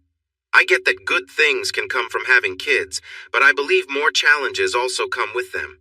It's like a gamble, and you won't know the outcome for years. If they turn out to be difficult, you just have to deal with it. I don't want that for my life. I want the freedom to travel and interview important people whenever I want, and changing diapers won't allow that. You? Don't make me laugh." She looked deeply into my eyes, her tough stance softening a bit. I sighed. I didn't expect our day to go like this. "You are asking a lot for me to give up, Monica." She sighed and pressed her lips together for a moment. I know I'm asking a lot. It's a big sacrifice, I understand. You need some time to think about it, but this is important to me. We need to talk about this now before we get married. If it's too much for you, then you need to think about what matters more to you. No. She noticed I was about to speak. "No, you do. This is a big deal, and I realize that. Just because it doesn't mean much to me doesn't mean it won't for you. I get that. You need to understand what you're getting into. We don't have to decide everything today," even though it was clear she already had her mind made up. I nodded. Then I thought of something. "What do you give up?" I asked. "Sorry," she replied, tilting her head slightly. "You are asking me to give up something important. How do you plan to balance that?" "What do you mean?" she asked, a bit cautious. She realized we might be starting to negotiate, which indicated I was considering her request. "I'm not sure. I need to think about what might be worth giving up having kids for." "Well, I can guarantee you one thing," she said confidently. "And what's that?" I asked back. You'd be the happiest husband without kids ever, in more ways than one, I promise. That was certainly something. We left it at that for the day. Later, we talked again, and I got her to say, "That's how I feel now. I might change my mind. Women can do that." I suspected she was just trying to make me feel better, not that she truly believed it. What did I get in this deal? I had her love. I wasn't sure if it was worth everything, but it looked like it was the only way forward.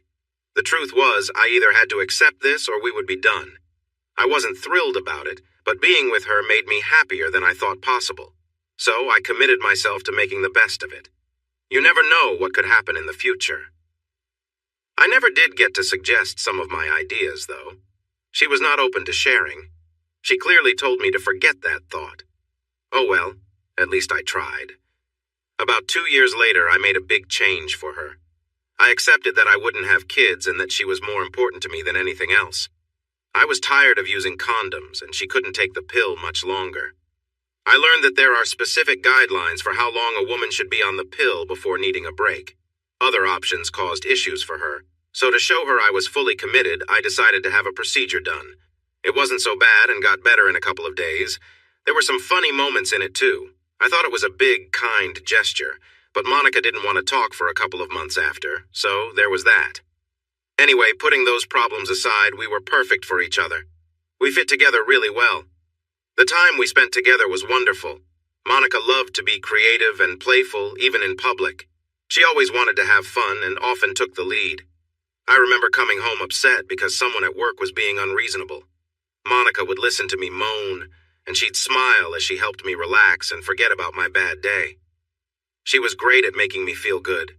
I know she learned to please me because she wasn't very good at first, but over time she asked me what I liked and practiced so she could get better. For me, it was all about her excitement. Someone who loves making you happy is truly special, and it brings a sense of fun. Monica enjoyed what she was doing and really focused on it. She loved to connect with me and showed how much she cared. That was just part of our relationship. I could tell you more, but you get the idea. Life was good. We had some time apart, which made our reunions even sweeter. We both had our careers, and they were both going well. Jeff got offered a TV show, and I was okay with him taking it. It didn't appeal to me as much. I was busy with my own work.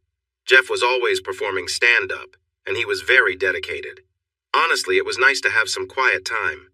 I had been busy with Jeff for over 10 years by the time I married Monica. I was looking forward to some time to relax and do nothing. Monica and I moved in together after about 8 months of getting to know each other. It was really her moving into my place since it was nicer. After another year, I decided to propose. She happily accepted, especially since it was a beautiful ring. There were lots of happy squeals and showing off to friends and family. Jeff was my best man. Who else could it be? We got married in front of the Buckingham Fountain in Grant Park in August, just as the leaves were changing colors. The weather was perfect, neither too hot nor too cold, and it didn't rain, which was great. Our wedding even made the society pages because Monica's best friend was the editor there. We did have a prenup. It was normal to have one, especially since I had more money and my house was mine. Monica was doing well in her job, but it couldn't match my income. We both understood each other, so it wasn't a big deal. Jeff and Maury thought it was necessary to protect our friendship, which made sense. Monica didn't mind signing it, so it was all fine. Then we settled happily into married life for several years. But eventually, things changed. During that time, other events unfolded. Jeff reached the top of his career, and we went on a world tour. Monica joined me for much of it, so we were together. It lasted 18 months, covered 6 countries, included 128 shows, and I even started noticing some gray hair. I guess when my hair changed, everyone noticed because it was long and shiny. The silver stood out quite a bit. After the tour, Jeff took 3 months off, and I worked on new material and did some side gigs for him. He returned to work with another season of his show and even acted in a movie, which he enjoyed. Then we did a Netflix special and went back on the road with more new material for another tour the next year. We called that tour The Simple Man's Guide to Life, and Monica came with me for about 2/3 of it. By the end of it, I needed a break, not sure about Jeff. Jeff then went to Cannes and filmed another movie in Spain. He took some time off before returning to his usual work, while Monica and I decided to do our own world tour. We visited all the places we had seen but never truly explored. It lasted 3 months of travel. It was a good thing we didn't have kids or even a dog.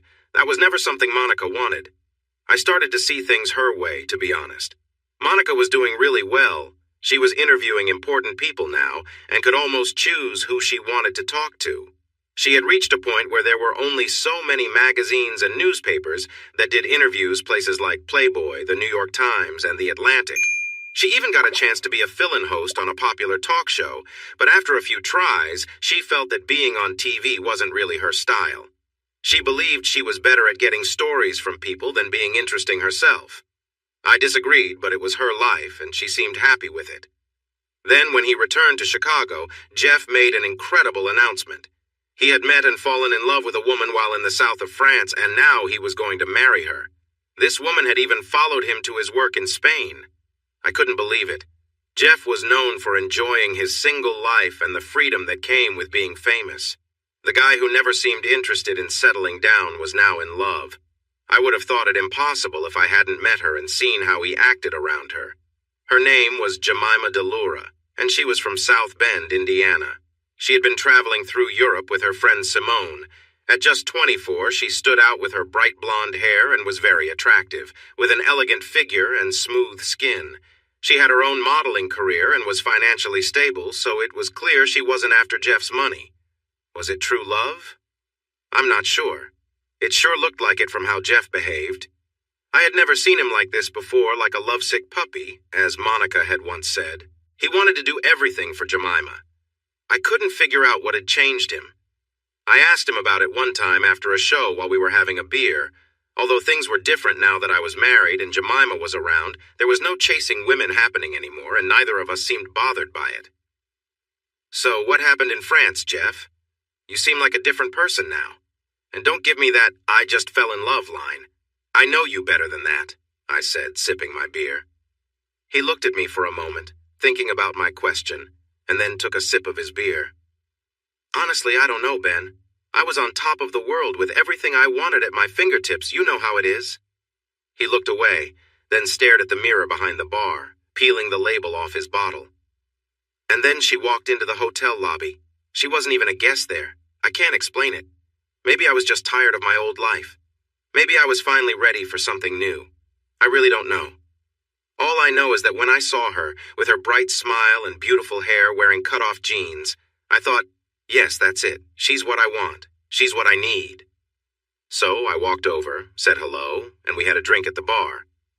He chuckled a little. But Jeff wasn't trying to brag about that moment.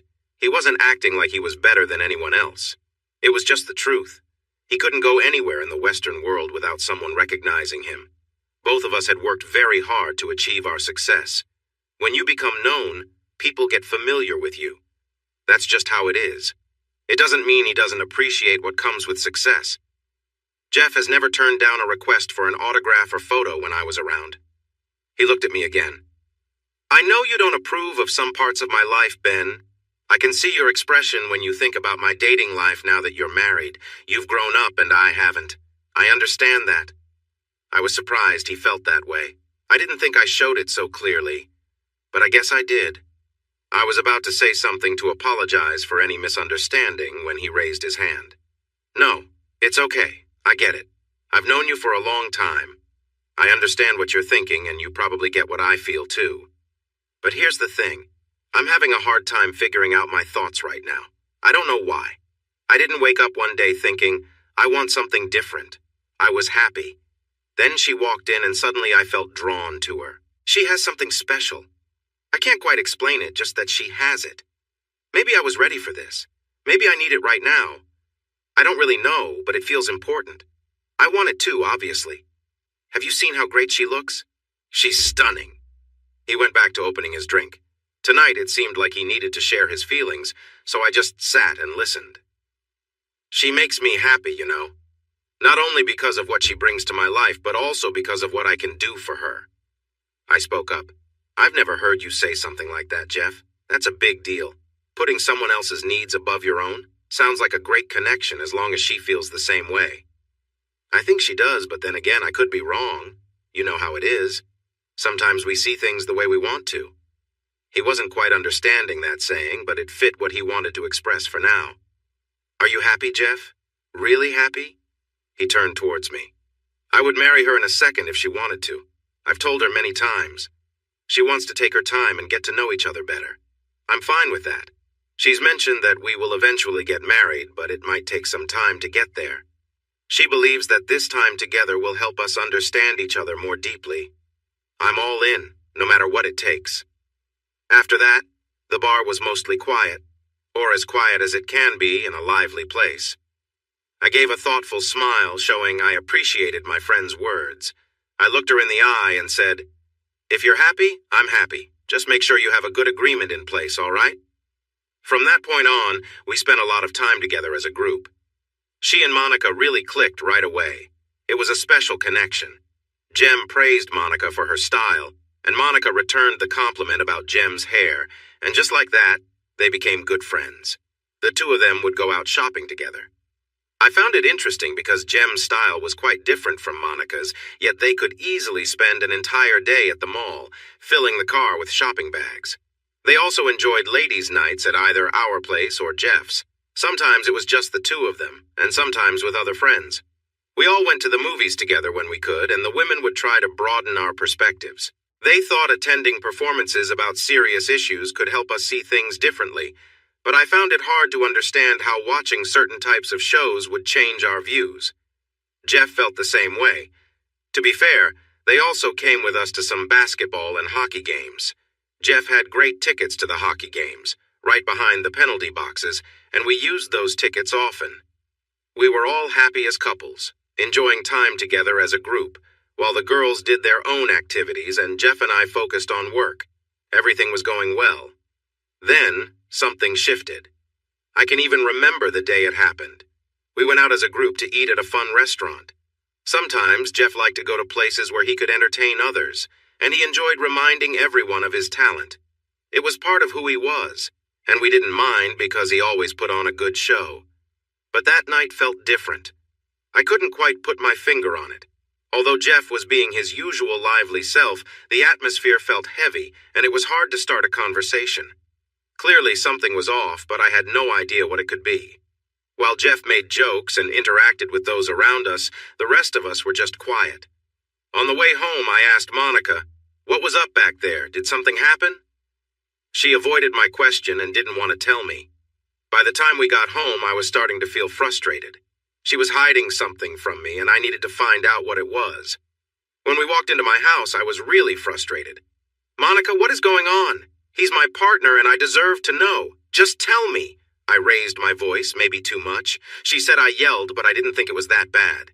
She avoided my gaze and fidgeted, so I finally shouted, "Fine, I'll just sleep in the guest room. Forget this, and forget you."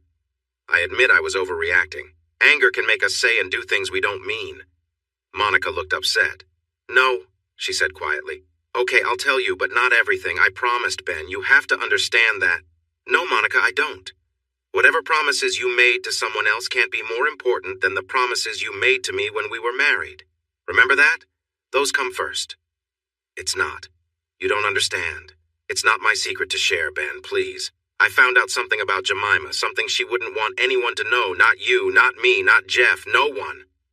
"Is she cheating on him?" I yelled, feeling furious. I was jumping to conclusions, but I couldn't think of anything else.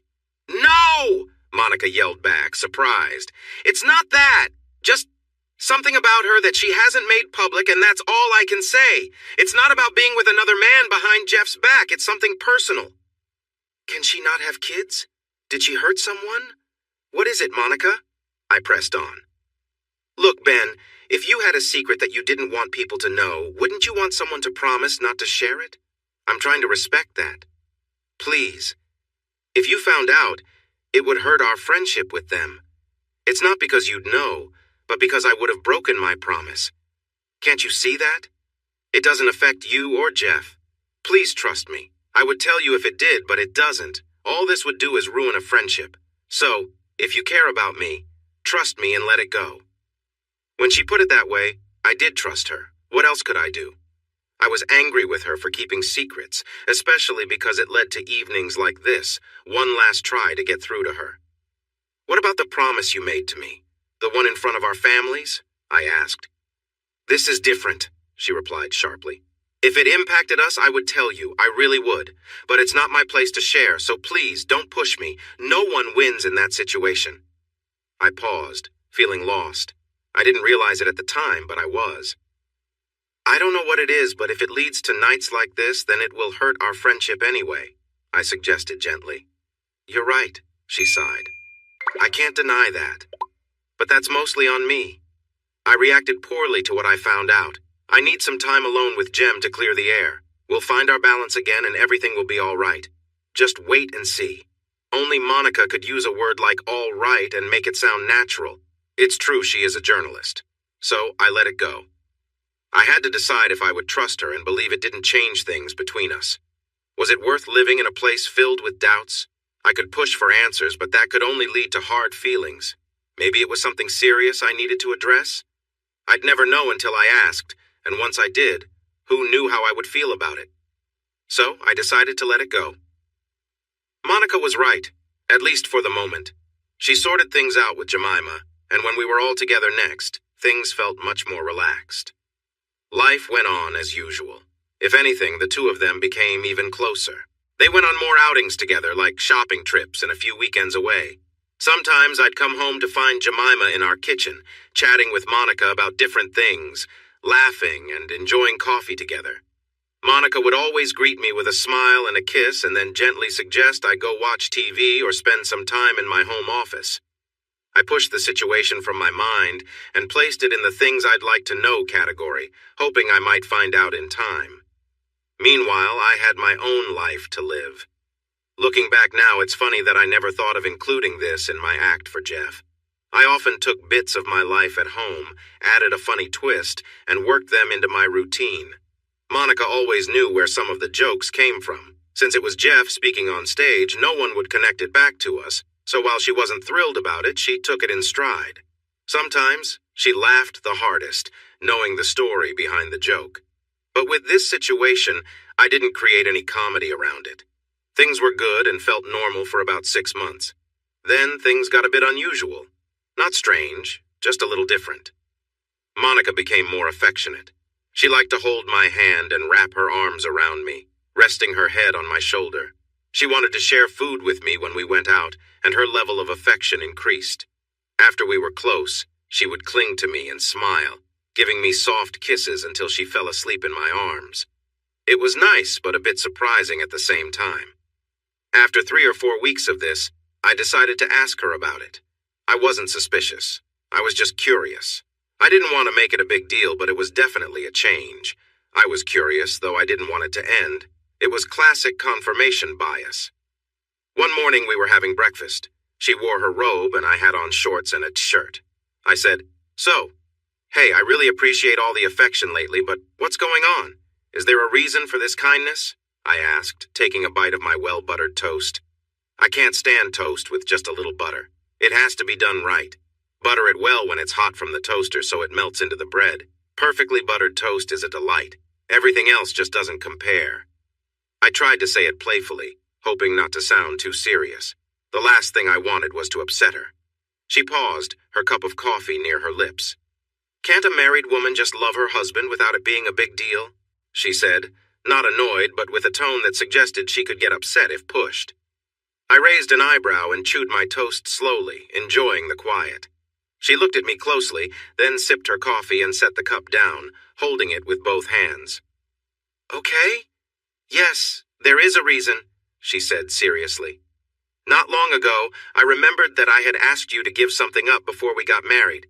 You did it for me, and I wanted to make sure you know how grateful I am for that. This is my way of showing you how much I appreciate it." That was sweet of her. I smiled back. "I won't say you're welcome because it was tough, but I'm glad I did it. My time with you is the best part of my life.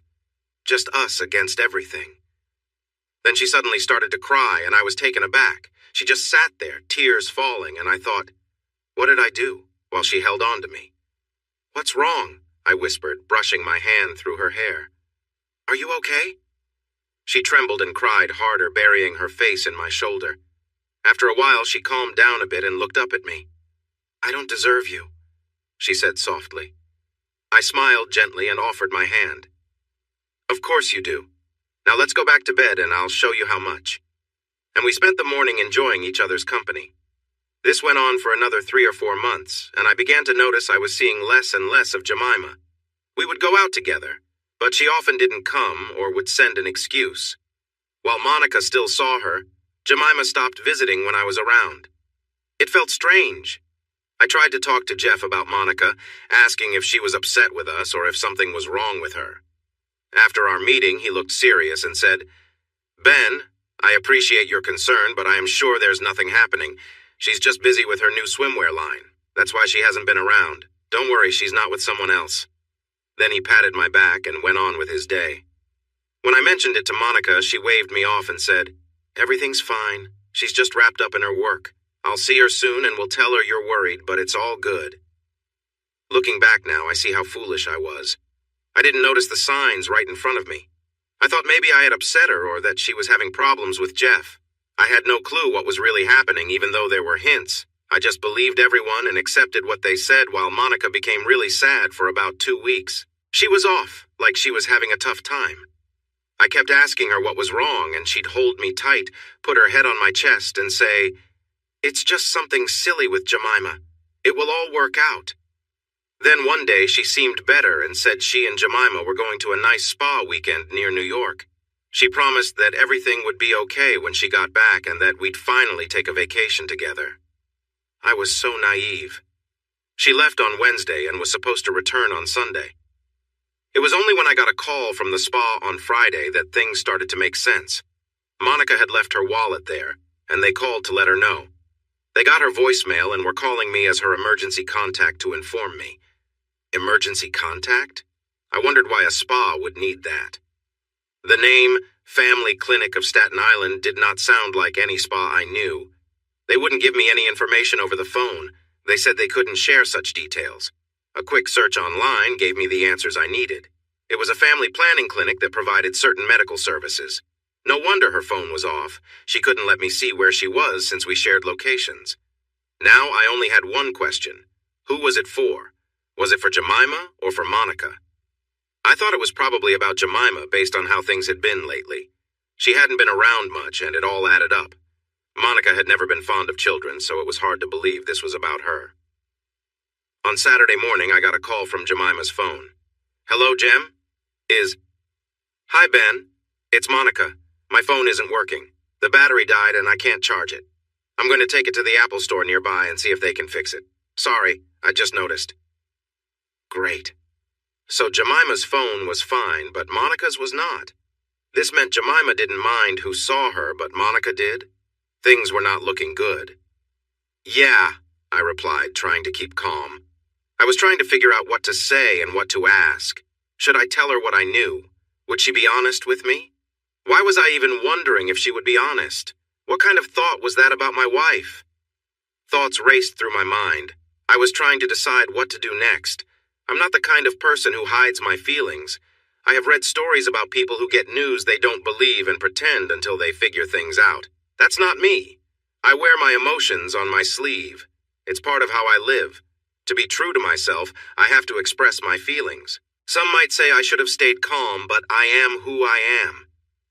"Are you okay, Ben?" she asked after a moment. "You seem quiet."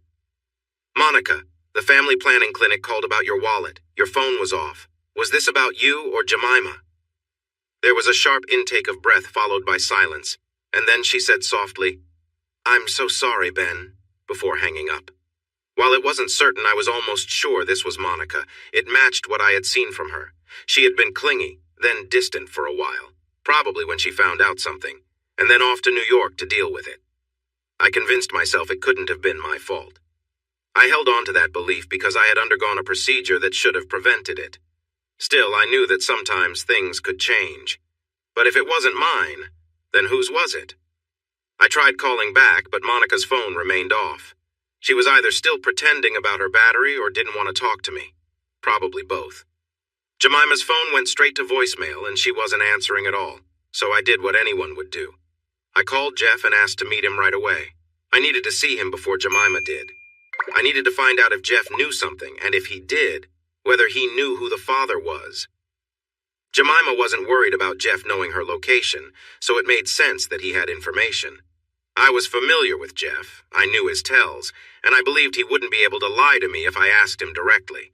We met at a local coffee shop. For Jeff, it was a familiar spot, so he managed to blend in, even if he looked a bit out of sorts. He arrived wearing a hat and dark sunglasses, not the polished look you would expect from a successful comedian. As soon as I sat down, I could tell that either Jemima or Monica had spoken to him. He set his coffee on the table, took off his hat and glasses, and leaned back, raising both hands. And just like that, the feelings of betrayal began again. "Ben, before you react, please understand this was never supposed to happen." He started, but I just stared at him, trying to grasp what he was saying. "What the heck?" I said, a bit louder than I intended. He glanced around and leaned in closer. "Keep your voice down. We don't want everyone to hear," he urged me. "You what?" I pressed, my gaze steady on him. His expression showed that he was evaluating the moment. He wasn't trying to make things worse. He seemed to feel sorry for me, but he was also figuring out whether we needed to move somewhere else. "I knew this was a bad idea before Monica," he managed to say, before I slammed my hands on the table, not caring what anyone thought. "It's your baby?" I exclaimed, leaning in closer, feeling a mix of anger and confusion. He raised his hands again.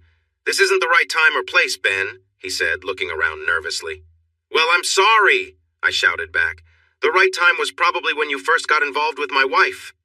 "It's not like that, Ben. Please, this wasn't planned. You don't understand." I shook my head in disbelief and then threw my hot coffee at him. I didn't care about his reasons or excuses. Why should I listen to him? He was the last person I wanted to hear from. If I had calmed down, I might have figured out what he was trying to say, but I was too angry. I felt betrayed not only by Jemima, but by my best friend and business partner, too. If I had thought clearly, I might have realized that some pieces of the puzzle didn't fit together. If it was Jeff's child, why would Jemima be with Monica for the abortion? It didn't add up. As the day went on, the betrayal was not over, and I would learn more soon enough. I stormed out of the coffee shop, barely stopping myself from confronting Jeff physically. I was proud that I had held back. That kind of situation in a public place involving someone well-liked would not have been good for me. I would have faced consequences that would keep me away for a while, and I needed those days to start over in my life. When you're feeling angry, hurt, confused, jealous, and betrayed, you don't always make the best choices. I certainly didn't. I went home and began packing her things, not caring much how I was doing it, into boxes and bags. She had already taken some of our luggage on her trip, so it didn't take long. I put all her items in boxes and stacked them in the garage. Her car was at the airport, and since there wasn't anyone nearby to help, I considered taking everything to Jeff's place.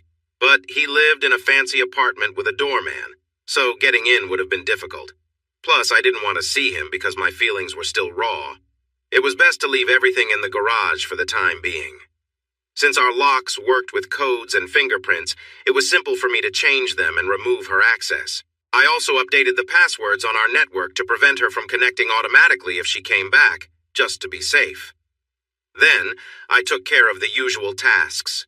I created a new account, moved some money around, and changed all the passwords for our shared investment account. The agreement we had outlined what she would receive, and I made sure to leave enough in the account for her to start anew. Most of the investments were still in my name anyway, and I would deal with that later when it came to legal matters. I also knew I had to find a lawyer. Rather than asking the one we used for business, I decided to look for someone new, as I didn't want to trust anyone at that moment. I found a random lawyer based on recommendations online and set up an appointment for the next day. In my anger, I wanted to finalize the divorce quickly. I wanted her to feel the sadness I felt, the pain that I believed she deserved. After everything was done, once I'd let out all my anger, I just sat back. I pushed away from the laptop and took a moment to think about everything, and it wasn't easy. When something like this occurs, you begin to question everything. Not just thoughts like, was I not enough? Or what did I do wrong? Or why doesn't she care about me? But also, every past moment of affection is looked at differently. All the times I interacted with Jeff were examined again in a new light. I had a lot of facts, but I realized I didn't know everything. It was clear that there was more going on than I understood. I knew I needed to talk to Jemima. She clearly knew something was happening, which is why she hadn't been around for the past few months. I had convinced myself that this was part of whatever was going on with Jeff. Jemima had found out and was keeping her distance because she didn't want to tell me. Was that why? But then why was she with Monica in New York? She was there and Monica used her phone, so she had to be. I didn't know the most important answer of all, which was why. The only way I would find out was if someone told me. But right now, I didn't want to talk to anyone. I couldn't trust anyone, so I wouldn't believe what they said anyway. The phone rang several times. Jeff. Monica, her phone was working again. I checked her location and yes, it was where it should be. There were a couple of calls from Jemima's phone too, even one from Maury. I could guess what he wanted.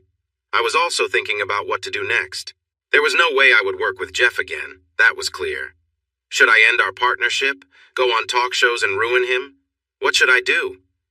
I decided I needed more legal advice about the business first before deciding my next steps. But I knew I would take action. Jeff wouldn't get through this without some consequences. It's funny how the people closest to you often face the strongest backlash when they betray you. The divorce lawyer I was meeting with had already told me he only did family law. I would need someone else for the business side of things. He might help with that. Then I sat down, had a few glasses of whiskey, and went to bed. Monica wouldn't be back for 2 more days, though I suspected she might want to return early. But would she be allowed to? Would there be enough time for her to recover? I decided I didn't want to think about it. She would return when she could, and no matter what, I would be gone. I planned to leave for the reservation after my meeting with the family law lawyer the next day. I needed to be around people who weren't trying to hurt me. I thought it would be nice to just take some time to heal. I finally fell asleep late and woke up early, ignoring the buzzing phone. My meeting with the divorce lawyer went pretty much as I expected. I brought him the prenup, explained everything I knew, and he agreed to prepare the paperwork for the separation. He mentioned that I would need to know the complete story, so I would have to talk to her at some point. I figured that was normal, right? Get the full story, find closure, and move on. He also said I would need to talk to Jeff, and at that point, he said he would have to refer me to someone else. He recommended a firm called Pearsons and Associates. The main person in charge there seemed to be someone lawyers respected and feared. They had all the services I needed. I said I would talk to Monica and consider getting some help soon to deal with my feelings. But at that moment, I felt nothing. I had gone from angry to sad, and now I was just numb. I felt like a cork floating in water, moved around without any control. Packing up her things and seeing a divorce lawyer felt like pulling that cork out. Now that it was done, I was lost, unsure of what to do next. I hadn't really thought through what happened. I was just responding to things happening around me. Every interaction started to feel uncertain. I began questioning everything I thought I knew about myself. I wondered not just, why did this happen to me, but also, why did something like this seem to happen to me? These are 2 very different questions with different meanings. So, I went home, packed a bag, bought an expensive last-minute ticket, and left my phone on the kitchen table after printing my boarding pass and calling my parents to tell them I was coming. I took an old phone we used before, just to order a ride, and then left. When I arrived, it felt good to be in a place where I felt welcome. Spending time with my parents, my brother, his wife, and their kids was just what I needed. It took time to explain everything that happened and share my feelings, or lack of feeling, about it all beyond the initial anger. But that sharing among family passed down through generations is special. Being open with the people you love holds great power. The Native American way values understanding the person speaking, what matters to them, and respecting who they truly are. There's no need to hide. The real you deserves respect, and honesty comes naturally. In Native American life, there are still issues to deal with, but it's different from the politics found elsewhere. Western society often forces people to hide who they are. People are so focused on how others see them that they often don't show their true selves. You have to guess what people want because they won't say it for fear of being exploited. The Native American view is about figuring out if you can help and understanding what you might gain in return. You shouldn't push others to do things they don't want to do. That's not right. That's why my people live on a small reservation, far from the land we once freely roamed. The Native American way values honesty and respect from the start. When disagreements arise, they are about real issues, making it easier to find solutions. It's hard to explain, but that is the essence of it. It seems there is a lack of honesty and self-awareness in much of modern society. I could share my feelings openly. I talked about how I felt and what I thought. When questions were asked, I could respond honestly. It felt liberating to reveal my true feelings to people who care about me. Even in moments of disagreement, I knew their intentions were kind. They genuinely wanted to help me move forward. During these deep conversations with my family, tough questions came up. For instance, my brother asked, "Was her having an abortion the worst choice she could have made?" That question made me think. If she had announced she was pregnant with someone else, wouldn't I have suggested an abortion anyway? She made the choice without consulting me, which definitely affected how I felt about it. It wasn't so much about judging her decision, but rather the fact that I was left out of the decision-making. It was uncomfortable to be in that situation, but I couldn't know her reasons, only my feelings about it. Another question was, would you want to know? Looking back, I would definitely want to know if my business partner was involved with my wife. Living in ignorance isn't easy. While I felt somewhat content not knowing, I sensed something was wrong. You can't treat your spouse in a way that leads to complications like this without losing some degree of respect for them. If one partner loses respect for the other, it raises questions about the relationship itself. Does it really matter how that happens? We discussed my feelings a lot.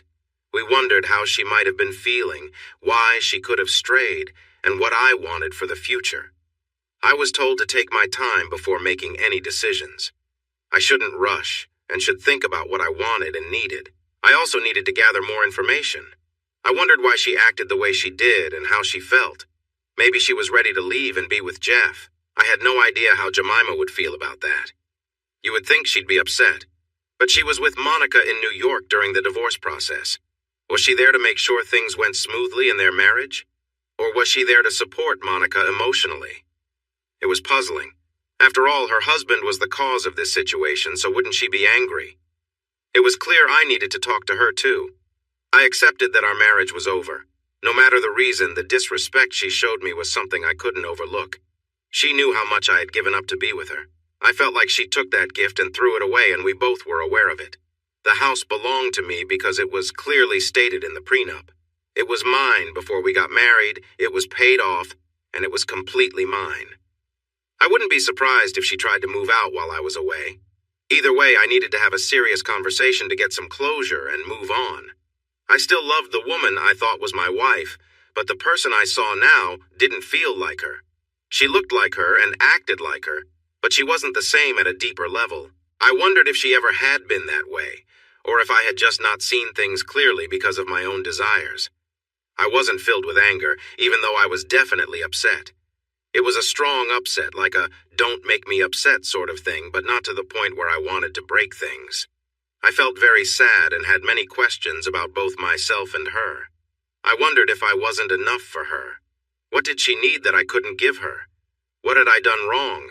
Why was what I offered not enough for her? I had a lot of feelings, but they seemed to be manageable for the situation. One evening, we talked about this a lot. My sister-in-law thought the true impact of what happened hadn't hit me yet, and maybe she was right. My brother, who can be difficult, joked that I wasn't emotionally mature, so it was unlikely I felt emotions like other people. I should mention he had been drinking, so he wasn't trying to be mean. He was just aiming for humor. I explained, a bit sharply, that if we wanted something funny, I could provide it since that was my job. But right then, I had nothing funny to share. My parents were more considerate. Dad thought I might be pushing my feelings aside, while Mom believed I was the most mature one among us, handling my feelings instead of letting them take control. They didn't realize that I felt mostly numb, just getting by with the basic emotions. When I told them this, they nodded, but Mom looked worried. She was concerned I might not be with family when the heavy feelings finally hit me. That was a worry, but I needed to return to Chicago to figure out my future. I needed more details. I needed to wrap up certain parts of my life and start new ones. I thought spending those days with my family would help me face whatever awaited me at home. But as it turns out, things don't often go as planned. While it was nice being with people who just wanted to support me, it didn't really help clarify what I should do next, besides moving on from Monica. The news I received was not what I had imagined it would be. I spent 5 days there before my old phone buzzed. Someone in Chicago realized it was lost and that I was probably using it. I looked at the screen, unsure if I should answer. It likely wouldn't be Jemima or Monica since they didn't have the number, so it was probably Jeff or Maury. I wondered if Jeff had given the number to Monica. Would he do that? Then I thought I could just check the screen to see who was calling. That would answer my questions. I looked. Maury. Well, on a whim, I decided to answer. Ben? Maury's voice came through. Who else would it be? I replied, a bit irritated by the question. Right, sorry, of course, said our agent's clipped voice. Look, I don't know what's going on, but Jeff is frantic, searching for you everywhere. Monica calls me every few hours asking if you've been in touch. Where are you? I'm at the reservation, I said honestly. At this point, they would find out where I was anyway. I'd be leaving soon. I'll be back in a few days. We can meet and talk about what's next, or maybe what isn't. There was a sigh, followed by silence. Eventually, he said quietly, I had a feeling this was too good to be real. Can you tell me what's happened? All I know is that Jeff mentioned something happened. You're very upset, and that Monica is searching for you. Did you have a fight or something? I thought about it and decided there was no reason to hide what happened from Maury. He would find out anyway when I started to end the partnership. Jeff got Monica pregnant, and she went to New York to end the pregnancy. I didn't know anything about it, I said plainly. There was a pause, then Maury said quietly, Wow. Look, I'm not sure what I'm going to do, Maury. It won't be good. You can be sure that our work together is finished now. He won't get away with this, believe me. Ben, Maury replied slowly and carefully. Please don't act in anger. Don't ruin everything you've built over the years because of this. You need to think about it. I expected Maury to respond this way. His own interests were clear. Without me, Jeff would have no new projects besides the TV show, which only had one more season planned. Maury took 20% of what we earned, and that was a lot. If one of his acts failed, it wouldn't look good for his other clients. He would always push to keep us together. Still, he was a decent guy, and his advice made sense, even if it served his interests too. I decided I would check into the legal side of the partnership after I dealt with the situation regarding Monica. While I wanted Jeff to face consequences, it was better to do it carefully than to react rashly and make things worse. I wanted the results of my actions to be clear and intentional. I felt so numb that this plan even sounded okay to me. Listen, Maury, I honestly don't know what I'm going to do next. I'll divorce Monica, of course, but regarding the partnership, I'll probably end it or something similar. I can promise I won't be working with him anymore. Can you blame me? I'm not going to harm anyone, though. I won't go public unless he pushes me. If he does, then sure, he can deal with the fallout. But that's up to him. Got it? There was another sigh on the line, a bit more relaxed this time. I'm really sorry this has happened to you, Ben. You didn't deserve it. I'll keep this as quiet as I can. That's my job. You, do what you need to do. Will you come by when you're back? We can try to figure this mess out, he asked. Sure, I'll find some time. It might be a few days, though. I need legal advice about the business first. I'm sure you understand. Yeah. There was a pause that felt uncomfortable. Should I tell Jeff that I talked to you? He asked casually. Well, he is your client. I guess you have to do it, right? You're my client, too. I'm stuck in the middle. There was a pause. Then he sighed. What a mess. And it's all because he can't control himself. Who knows what Jem is thinking? I shrugged, but realized he couldn't see me. I stayed quiet because one part was still uncertain. Honestly, I was quite curious as well.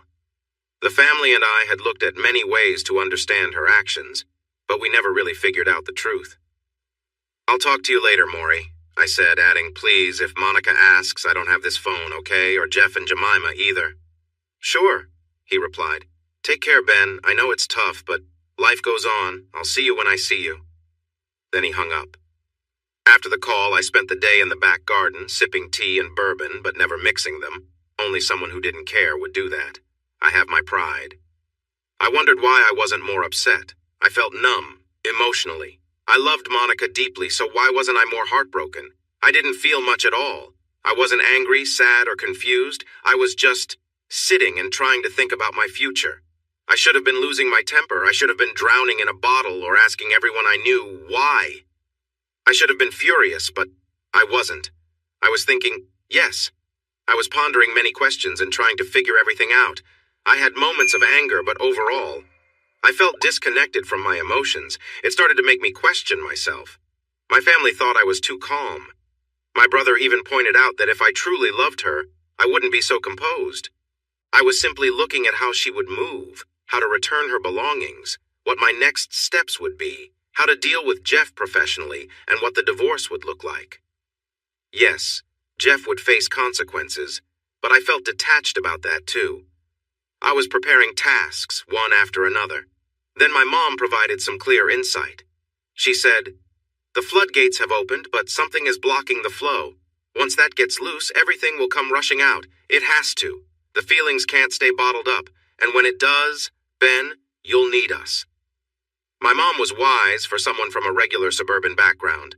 I'd expect this kind of talk from Dad, but Dad had clearly influenced her. Even though I didn't feel it, I knew I was like a pressure cooker ready to blow. I wondered what might set me off. But in the empty mood I was in, I didn't think about it for long. With that thought, I returned to Chicago to pick up my life, trying to figure out what to do next, both at work and in my personal life. When I got home, I was relieved to find it quiet and free from any interruptions. No one knocked on the door for 3 days while I kept busy. I went grocery shopping and dropped by my family lawyer to see what they had been preparing. They had different papers ready, but they suggested I talk to Monica before filing anything, just to understand my own feelings better. I couldn't help but chuckle at that. Would she really be honest with me? Maybe, who knows? Recent events made me rethink what I believed about her. I had my meeting at Pearson's. Jessica Pearson herself came by to introduce herself and check on me. That woman has a strong presence. If anyone thought I had it together, I was just a mess compared to her. I brought along the contract that Jeff and I signed years ago, along with other agreements like the one for the Netflix specials. They said they would review them, and then we could discuss my options. We set up another meeting for 2 days later, and I left feeling unsure about my next steps. So I went home and sat quietly, staring at the wall. On the third day, as expected, Monica showed up. She brought Jemima with her, which I should have anticipated, but it was still unexpected. The doorbell rang, and my phone notified me that someone was at the door. Through the video, I could see Monica and Jemima. She hadn't even tried to enter with her key or fingerprint. I would have received another notification if she had, since I had removed her access. This made me ask myself another question. She understood me well. She knew how I would feel about her actions. Deep down, she must have known it would mean the end for us. After being so close for weeks, why did she go through with it? This added yet another question to my list. Maybe I would get some answers. I stood up slowly, taking deep breaths to stay calm. If I was going to lose my cool, it was likely to happen in just a few moments. When I finally got some answers, I went to the door feeling very tired. I opened it to see Monica, who looked just as worn out as I felt. She stared at me, sadness clear on her face. She knew we were finished, and now it was just a matter of time before the shouting began. Jemima stood behind her, looking sad too. Her face showed a mix of hope and worry. It was the look someone has when they have to do something difficult, something that won't be enjoyable and might hurt someone. Monica seemed drained and defeated, just like me. Her sadness felt heavy in the air. She didn't say anything, only looked at me with a question in her eyes. I didn't reply. Instead, I left the door open and walked away into the living room. They followed, with Jemima gently closing the door behind her. I sank into the main chair, facing the big window that overlooked the street. Monica sat on the small couch nearby, close to me.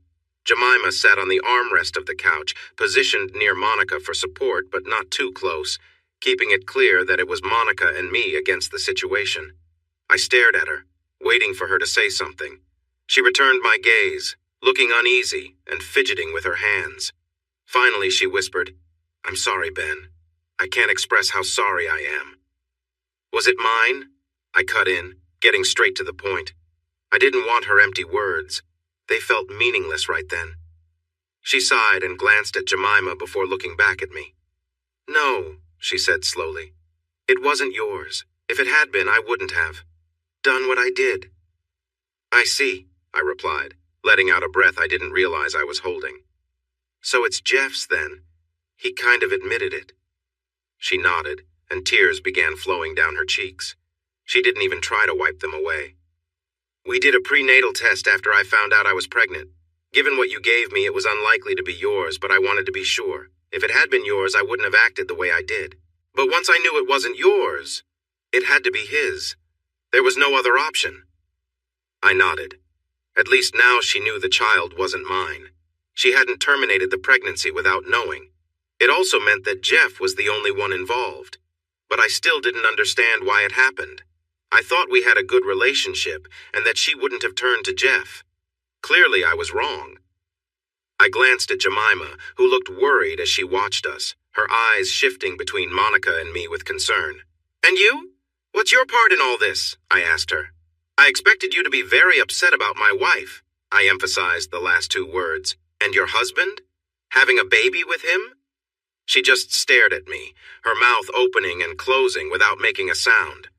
She looked at Monica with fear in her eyes, then turned back to me, appearing to withdraw into herself. Suddenly, a realization hit me. "You knew?" I shouted. "You knew she was seeing your husband? You were okay with her having an affair?" This explained why she had been absent for so long. She knew Monica and Jeff were involved, and for some reason she wasn't stopping them. Maybe she was handling her own issues. She was, but it wasn't what I thought. "No, Ben, I wasn't with Jeff," said Monica gently, pulling my attention back to her. She emphasized the name Jeff in a peculiar way. Then it all began to make sense. She glanced at Jemima and smiled at her, a shy, nervous smile, and reached out her hand. Jemima shifted over to sit beside Monica and took her hand, not in a supportive way, but something deeper. I watched as my gaze moved from Monica to Jemima, who still looked scared but a bit calmer now that she was next to Monica. "I'm so sorry, Ben. It just happened. It had nothing to do with you. It just clicked. And then I found out that Jemima liked women very much." "That was what all that 'I found a secret I can't share' was about?" I cut in, not caring about being rude. This wasn't the time for niceties. Monica nodded, tears still slowly forming in her eyes. "Yes," she confirmed.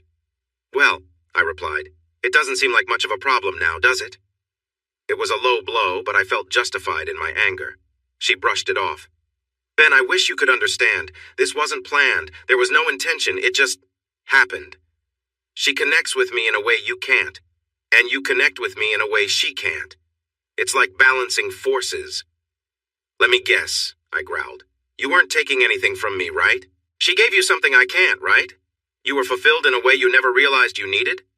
I knew the typical stories cheaters tell. Monica surprised me. "No, I took something from you. You no longer have a faithful wife. What I found came at your cost. I knew that, Ben. I'm not completely foolish." "Foolish enough to have a baby with Jeff, though." The words came out before I could think, but honestly, they were true. "No," she said softly. "Jeff was a mistake. He found out about us one evening. He came home early and was very upset. You can imagine that." Oh, I could imagine all right. I could guess what would happen next. Now I understood the whole story. He was really upset, and the only way we could think to keep him quiet was to let him be a part of it sometimes. The pregnancy, it just happened. It wasn't planned. I don't know if the protection failed or what. It just happened, Ben. I'm really sorry. When I found out, we had to figure something out quickly. There was no way I could carry that man's baby, not for a second longer than necessary. I noticed the "we" in what she said, but no matter what happened next, it was clear that Jeff was in trouble. "If it had been your baby, I would have carried it without hesitation. But it was his, and the timing made it clear. I'm sorry." She lowered her head. "Anyone else's?" I yelled. "How many other men were there?" Honestly, I didn't believe there was anyone else. Still, I couldn't believe she had done what she did, so it felt like a valid question. She looked back at me, surprised. "There was no one else, Ben. Just Jeff. Sorry for the wording." She was still holding Jemima's hand, and Jemima had her other arm around her shoulders, holding her close while still looking at me. "I could still do this, you know," Monica said quietly, a hint of hope in her voice. "What do you mean?" I asked, taken aback. "I know you want kids. I know you gave that up for me. I could make that happen, to make up for it. We could raise them together, all three of us." Monica's expression changed as she looked at me, hope now shining in her eyes. It seemed she thought she had found a solution. "I had a procedure, Monica, you know that," I replied sharply. "Well, I hear it's reversible. People do it all the time," she said, almost pleading. "We could work this out. Together." "We?" I said, looking over at Jemima and then back at Monica. "Oh, Ben, please don't push her away. She's the only support I have right now. She's been there for me through all of this." "How can you say that, Monica?" I replied, frustrated. "She's part of the problem. This mess is because of her, you, and Jeff. I know, Ben. I understand that you didn't deserve this, but it's happened. I love her, I love you, and I was with Jeff, and while it was okay, it was nothing like what we have. We made a mistake, leading to this pregnancy. We made a decision about it." She stumbled over her words, but continued. "And now we're being honest with you. I hope you can be kinder than I have been." But I wasn't feeling kind at all. I was trying to keep my emotions in check, but anger, bitterness, and sadness were rising up, ready to take over. All the feelings I had been holding back came rushing forward. My mom could no longer hide her troubles. "Where are you staying now?" I asked, not even trying to answer her plea for help. "Not with Jeff, I hope?" "No," she said right away. "I can't stand to be around him anymore. He forced us into a bad situation, and now he's just worried about the fallout. He can't control us anymore. You know the truth now, and what he had over me. It's gone." I scoffed. "Forced? You chose to do that trying to keep me from finding out the truth. You just made everything worse." "I was scared, Ben. Can't you see that?" "And why were you scared, Mom?" I asked, softer this time. I wanted to hear her side. Let's be honest. "Well, I didn't want you to find out. Like this. I wanted to explain things myself. I wanted to tell you that you are still the most important person in my life. The only one for me." Even she didn't seem to believe her own words. I wasn't convinced. Her excuses didn't make sense. I shook my head. "Sure. And when were you planning to do that? In my opinion, you knew how hurtful this situation was, but it was exciting for you, and you didn't want to stop. You knew it was wrong, but tried to hide it from me so I wouldn't be upset. I think you even tried to distract Jeff with other offers so he wouldn't tell me, all so you could keep having your fun without me finding out. That's what I think." "No," she gasped, looking for help from Jemima, who had been quiet so far. "It wasn't like that," she said. "Jems and I spent hours trying to figure out how to tell you. We knew we had to eventually. We couldn't keep this from you. You didn't deserve it. You're too important to me. We discussed many ways to break the news without this happening." "Oh, really?" I asked with doubt. "Like what?" "What?" Monica asked, confused. "You said you had ideas. What were some of those?" Monica looked at Jemima, who nodded at her supportively. "Well, one idea was to put on a fun show for you and Jeff. Get you both a little relaxed, and then we would flirt and end up entertaining each other, which would help you feel more at ease with us being around. Eventually, we might have some experiences together, including with Jeff, and then it would lead to just the two of us hanging out sometimes. You would see it wasn't a threat to you. So you'd gradually reveal your unfaithfulness, relying on the fact that men are easily distracted to do your work?" I said sarcastically, wishing for a drink. "No, well, yes, a bit," she admitted. "But you never actually did that, did you? We both knew that they had come up with at least one idea, but it hadn't happened, so what did it matter? Honestly, I wasn't sure how you would feel about me being with Jem and Jeff, or him being with you, so we decided. Better to keep both of us in the dark until you were ready to share your news, right? But not enough to stop. It was safer to be with Jeff instead of me, since I might cause trouble." Neither of them responded to that, and I understood why. There was nothing to say from where I was sitting. "You just kept doing your thing until Jeff found out and then put your plan into action, but without Ben involved," I said flatly. I really needed that drink. They both shrank away, avoiding my gaze. And then you got pregnant. And I had no idea. I spoke plainly. I was so angry that I felt cold and controlled. There was a heavy silence for a few moments, then I asked, "You never answered my question. Where are you staying?" "Jem has an apartment downtown that she bought when she and Jeff first got together as an investment," answered Monica, sounding a bit tired. "We are staying there." I looked at Jemima and directed my next question to her. "You've been quiet. How did you think Jeff would take your news if you got to tell him first?" She shifted uncomfortably and glanced at Monica. "Don't look at her. Answer for yourself," I said, tired of just Monica talking. She shifted again and finally said, "I think Jeff is. Easier than you. Less complicated. Less." She searched for the right word and settled on strict when it comes to relationships. "You think he would have been okay with this?" I asked, genuinely confused. "I believe that if I explained it right and assured him I'd still be there for him, he would have been open to it, yes," she replied. I just looked at her. She seemed to be out of touch with reality, just like Monica.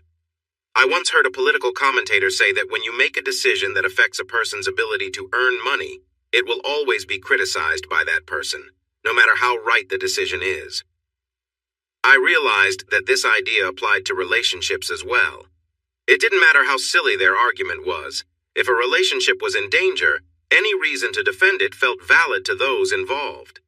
"He was there for me during the times we were together," Jemima insisted, raising her voice. Monica looked surprised by her tone. "Well, he was..." Jemima shot back at Monica, upset. "It was working." "It was only working because he had the upper hand," I said calmly. "It was temporary, and he knew it. I think you're mistaken, Jemima. Jeff changed when you came into the picture. The things he said about you make me think it wasn't really working, more like you wanted to believe it was. I think he kept you around while enjoying his fun with two attractive girls who wanted to keep him happy. What guy wouldn't like that? And then Monica getting pregnant just messed everything up, didn't it?" What I really wanted to say was that they were both aware of his shortcomings and were enjoying themselves at the same time. I tried to stay composed. I wanted to hurt them, but I needed to understand their thoughts and words to truly grasp the situation. While words can be powerful, I knew this wasn't the right time to unleash my feelings. I was already plotting how to bring pain to everyone involved. If my mom could see into my mind at that moment, she would have been disappointed, shaking her head. All her teachings would seem wasted. But that didn't matter to me. Jemima looked at me with a sad expression, and Monica felt the need to explain. "You have to understand, Ben, it was an accident, an unexpected situation. I took care of it as soon as I found out. There was never going to be a little Jeff running around, you can be sure of that." "You could have used protection to avoid any of this," I replied, feeling resigned. Monica sighed. "Yes, we did. But we were. Desperate. I didn't think it through properly." "Desperate to keep your secret from me," I responded, keeping my tone steady. I wasn't ready to give them sympathy or understanding. They didn't deserve that. "You didn't think about how this would turn out for me, but you definitely thought about how it would affect yourself, or you wouldn't have been making Jeff so happy, right?" Monica sighed again. "We weren't trying to hurt you, Ben. We just needed some time. Time to figure out how to tell you this without making you really upset. I know we weren't fair to you. I know you have strong beliefs about loyalty. I understood mine before all this. I knew it would be hard for you to accept. It wasn't planned. It just happened. It just happened, did it?" I said, using air quotes again.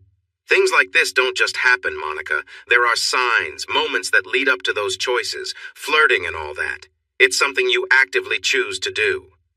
For once, Monica sat up straight and spoke clearly. "No, it wasn't like that.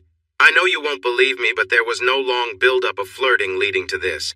I wasn't aware that I was crossing any lines. If that were the case, I would have noticed and stopped. You know I feel the same way about trust and loyalty as you do. Do you really believe I would say one thing to you and then go down that road, knowing it could ruin my marriage?" There was a thoughtful silence before I replied. "I wouldn't have imagined you would have an affair with a woman, end up with my business partner, and then find yourself in a situation like this, so I'm unsure of what to believe right now." Monica sighed with frustration. "Yes, I get that. Before all this, would you have ever thought something like this could happen with me? No, we both know that's true. The truth is, it happened quickly. It wasn't curiosity or because I was looking for something that you couldn't give me. I was happy and secure. And then, she glanced at Jemima, who reached out and touched her arm, giving her a supportive smile. It happened one day after we were shopping. We bought some fun things for both you guys, some dresses and some lovely outfits. You know, now that I found out Jemima is bisexual, I was surprised when she mentioned how she missed the gentle touch of a woman while we were talking about our partners. I thought, what? And then she told me she had relationships with women before. Apparently it's quite common in modeling circles, but I didn't suddenly want to try that just because she enjoyed it. I wasn't thinking, oh, I have to experience that or anything like that. You saw how I reacted when I learned this, even if you didn't know what it meant. I was not happy, quite the opposite. She paused and looked at me. Could I get a bottle of water or something? I'm really thirsty. I could help with that, so I went to the kitchen and grabbed a bottle of water for both her and Jemima from the fridge. I finally had the drink I needed. I came back and sat down, handing bottles to both women. Monica opened hers and drank eagerly. Jemima just sat there, fiddling with hers nervously. Thank you. I wasn't suddenly excited to explore a different side just because Jemima said she liked kissing girls. You have to believe me, I didn't have those thoughts. It really wasn't like that. She looked at me anxiously, as if my assurance would change things. For her, it seemed to matter. I just stared back at her, and she continued after a moment. We were just trying on clothes, drinking wine, and chatting. You know, being silly. We joked about what our partners would think if they saw us trying things on. Then Jemima said, I don't know what Ben will think, but I know what I think. There was a pause, and I asked her what she meant. She said she found it incredibly exciting, and then she kissed me. Maybe I had a bit too much to drink, or I was caught up in the moment, and she got shy and looked at Jemima for support. I kissed her back. Then suddenly clothes were all over and things happened fast. Well, you can imagine.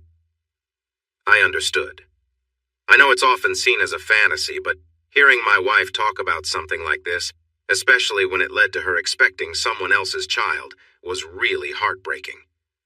My discomfort must have shown on my face because she leaned forward, worried, and tried to take my hand, letting go of Jemima for a second. I leaned back quickly and pulled my hands away. I'm not telling you this to hurt you, Ben. I want you to understand, this isn't the end for us. She glanced at Jemima, who nodded and smiled at me. I didn't smile back. The thing is, after it was over, it was like I saw everything clearly for the first time. It was amazing. I felt a connection with Jemima that I only felt with you before. It was soft and intense in a different way.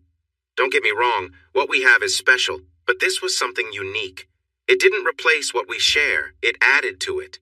When we are together, I can appreciate what you bring even more. And when Jemima and I are close, I respect her for who she is. She actually turned red. I couldn't believe it. She really believed that blushing was okay. When she tries to use the strap-on, it doesn't even come close to what we share. I wasn't sure who she was trying to comfort, but it was clear it wasn't working. I kept quiet, feeling so upset that I was surprised I wasn't yelling.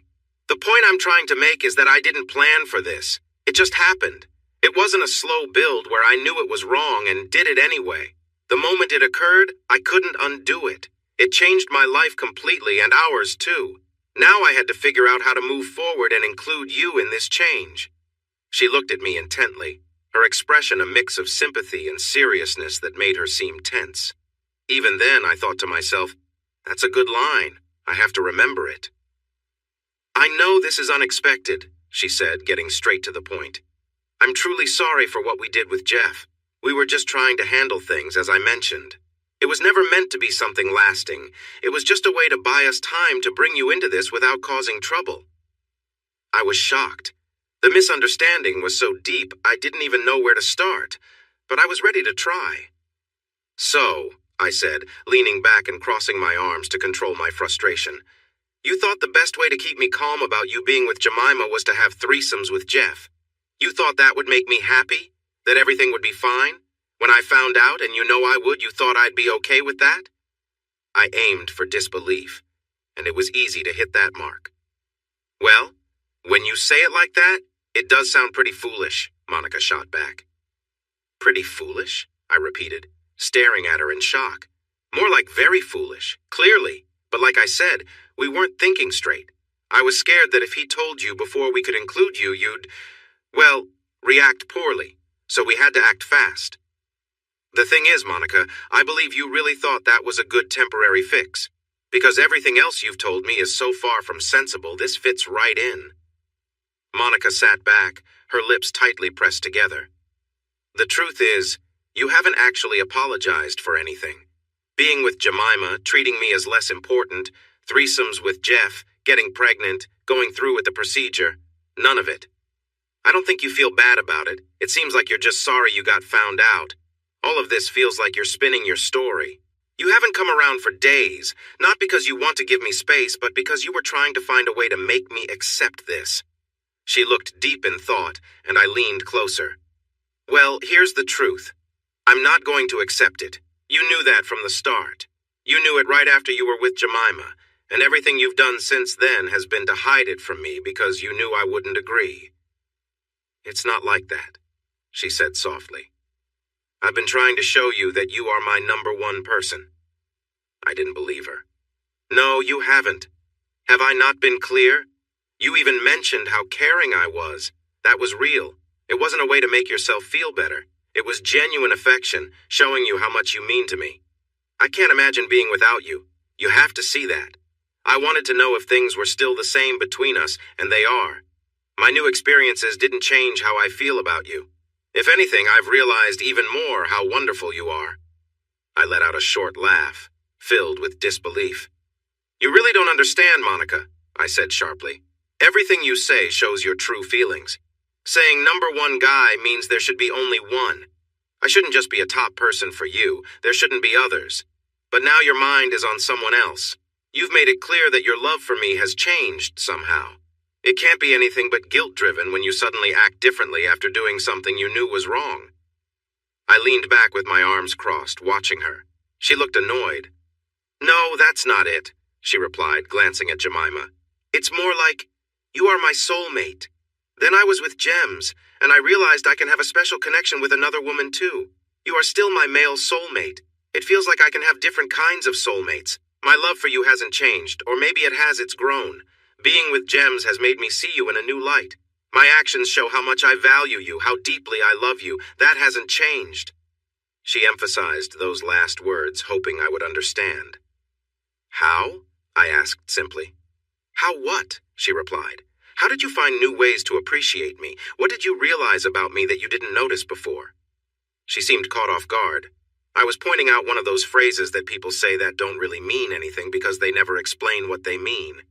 It's something comedy writers often do, like using the phrase, thoughts and prayers.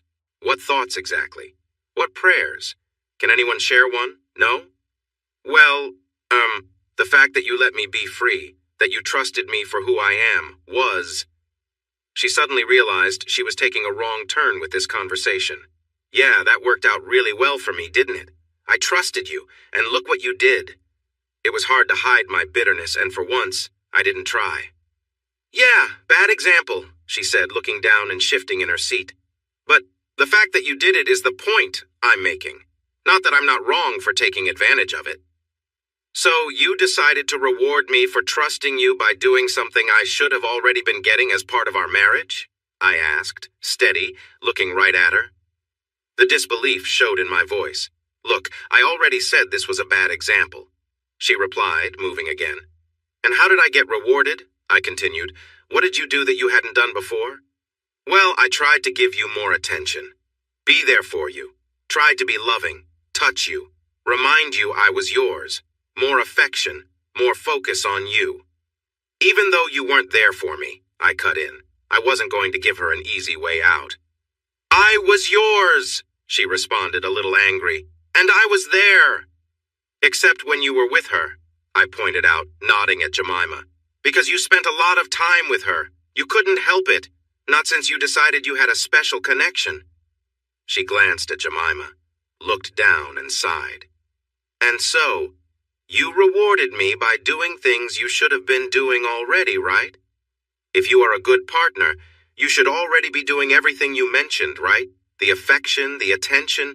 You're just doing what you should have been doing from the start. This makes me think you weren't doing those things before. So, you really only improved what you should have done as a caring partner. Monica seemed to think about this, then said, as if she just got an idea, "Well, even if that's true, me being with Jemima just made me a better partner for you." I scoffed.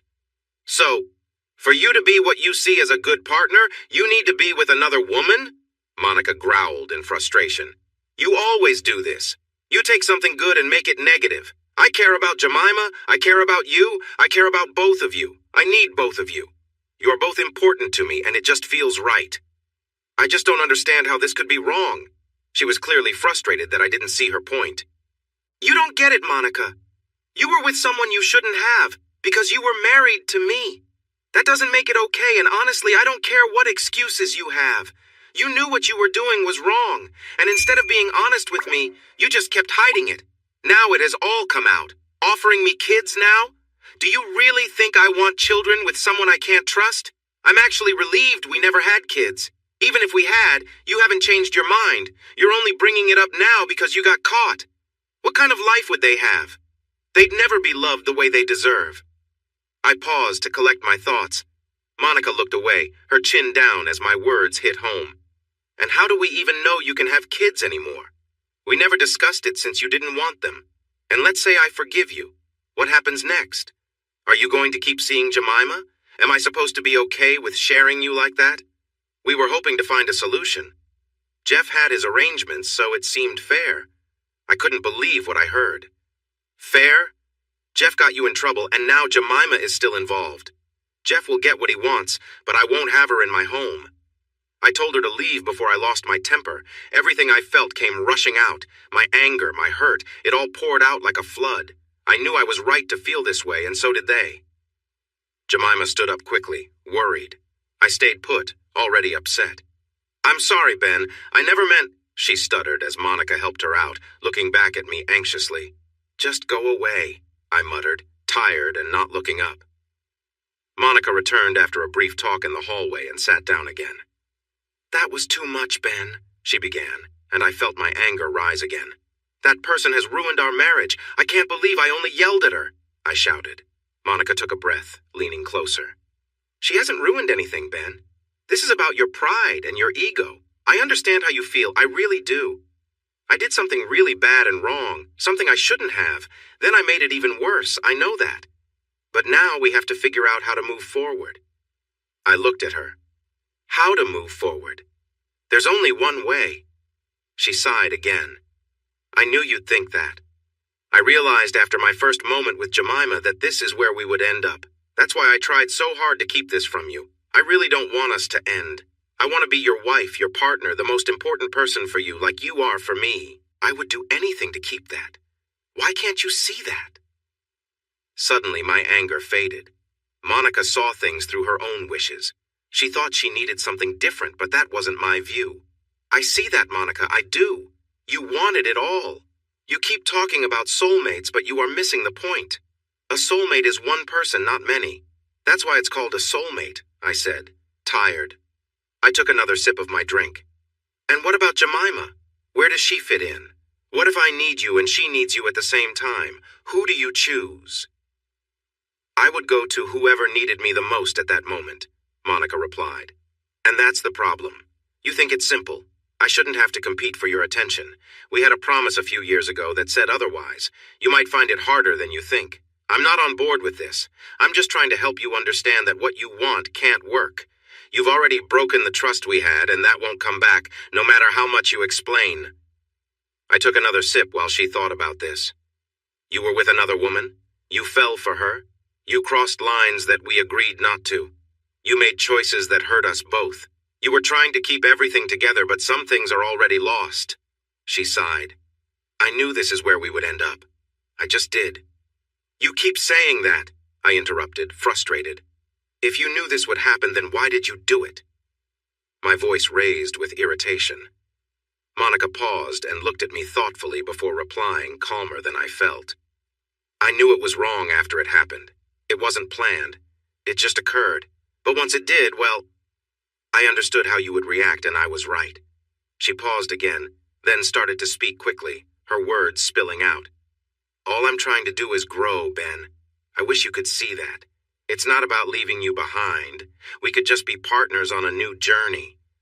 I scoffed and muttered, Yeah, looks like you have a partner for that journey already. Don't blame me for the mess. Monica, I wasn't the one who suddenly found someone new. I'm not running around with anyone else or causing trouble. Don't put this on me just because I reacted badly to it. Monica looked at me with sadness, but continued anyway. It's a path I didn't even know existed for me. I'm not sure if I'm a lesbian or bisexual, to be honest. I just love Jemima. It's not like I suddenly feel attracted to women. I admire their beauty, but I don't think about them the way I think about Jemima. I don't look at other women and wonder what it would be like to be with them. The same goes for other men. I have you. I haven't considered anyone else since we got married. Monica, you are taking something away from me. Your growth comes at the cost of what we have. Being with someone is a balance, whether you want to believe it or not. If you're spending time with Jemima and giving her your affection, then you can't be giving it to me as well. Don't tell me about loving more than one person or sharing love like it's easy. That's not how it works. You have a limited time each day, and the moment you focus on someone else, I'm losing your attention. It doesn't matter if you're busy or not. There'll come a time when we are both available, and someone will lose out. I sighed, feeling weary from trying to explain. Some people just don't want to listen. As you said, I didn't agree to this. I don't care what new feelings you have or what ideas you've come up with. We promised to be exclusive, and you've decided that's no longer true. What I think doesn't matter because you've made this choice for both of us. I won't accept that. And you knew I wouldn't, which is why you did what you did. You made it all so much more complicated. Well done, Monica. You didn't just ruin our marriage, you completely destroyed it. I was exhausted. We had repeated the same arguments over and over. At this point, I wanted her to leave so I could heal and think about what to do next. Just go. It's over between us. You know it is. I won't share you with anyone. You've already caused too much hurt, so go and build a life with Jemima. Ben, Monica said, her voice full of concern. Just leave, Monica. Please go. I'll have my lawyer contact you. I'm finished. I have nothing left to give. You've not only wrecked our marriage and dreams, but you've also hurt my career. Good job. Now just leave. I shouted the last two words. I was completely drained and angry. I just needed her out of my sight so I could have some time alone. Monica slowly stood up, trembling. She looked down at me, sad, or at least I imagined so. I couldn't bring myself to look up. Ben, no matter what happens, I will always love you. You will always be my man, and I will always be here for you, no matter what you need. If you ever need anything at all, I'm here. I will never forgive myself for what I've done. I knew we might end up here, but I hoped it wouldn't happen. I wanted to find a way for you to understand, but I see now that was just wishful thinking. I fought hard to hide it from you, but I only made things worse. I'm so sorry. You'll never know how deeply sorry I am. I could hear the tears in her voice, but I still didn't look up. I just pointed toward the door. One last thing, because I know you well. You might think this is because of you, that you did something to lead us here, that you weren't enough. You need to know that's not true. You were always enough. This is all on me. You are everything a person could want, Ben. Don't ever think you weren't, or that this is somehow your fault. There was nothing you could have done to stop this. I let it happen because I tried to have it all, and now I have to face the consequences without the man I love. I just wish you didn't have to suffer, too. It's not fair, and I'm so sorry for hurting you and breaking what we had. I will never forgive myself. She paused, then added again, I am sorry, Ben. I love you. I wish you could understand how much. I didn't have the energy to respond or to say that she would be moving on with Jemima while I would be left alone. What was the point? I didn't want her back, so there were no choices left. When she said, You'll never know how much, I had proof that she was wrong. It wasn't as significant as she believed, or she would never have made those choices in the first place. Then she turned and walked away. I heard the front door open and shut, and something within me felt lost. The day continued. It grew dark, and I sat alone, softly crying. I knew something important was gone, never to return. Life, as a friend once said, goes on. And it did for me, though in a different way. I felt broken, and I realized it, but I couldn't do much to fix it. My attitude changed. I became irritable. If someone made a mistake while helping me, I would let them know, even the barista at the coffee shop. The cheerful part of me disappeared overnight. It didn't take long for news of our problems to spread. Not the details, just that we were separating, that Jeff was involved, and she was now living with Jemima. Information about her new relationship with Jemima trickled out over the weeks. I had no intention of sharing the details of our situation. It was private. But the fact that I had no public contact with Jeff, that he hadn't released new music, and that some of his performances were canceled, people started to connect the dots, even if it was a bit off. After the meeting with Monica and Jemima, I didn't leave my house for days. I reached out to Pearsons and Associates, and they suggested I come in to discuss what to do next. I also called my lawyer to discuss the prenup, following the rules closely. I wasn't going to leave Monica without anything, but she certainly wouldn't take half of everything. My house remained mine, and she would receive about 20% of what I had made during our time together. That was significant enough.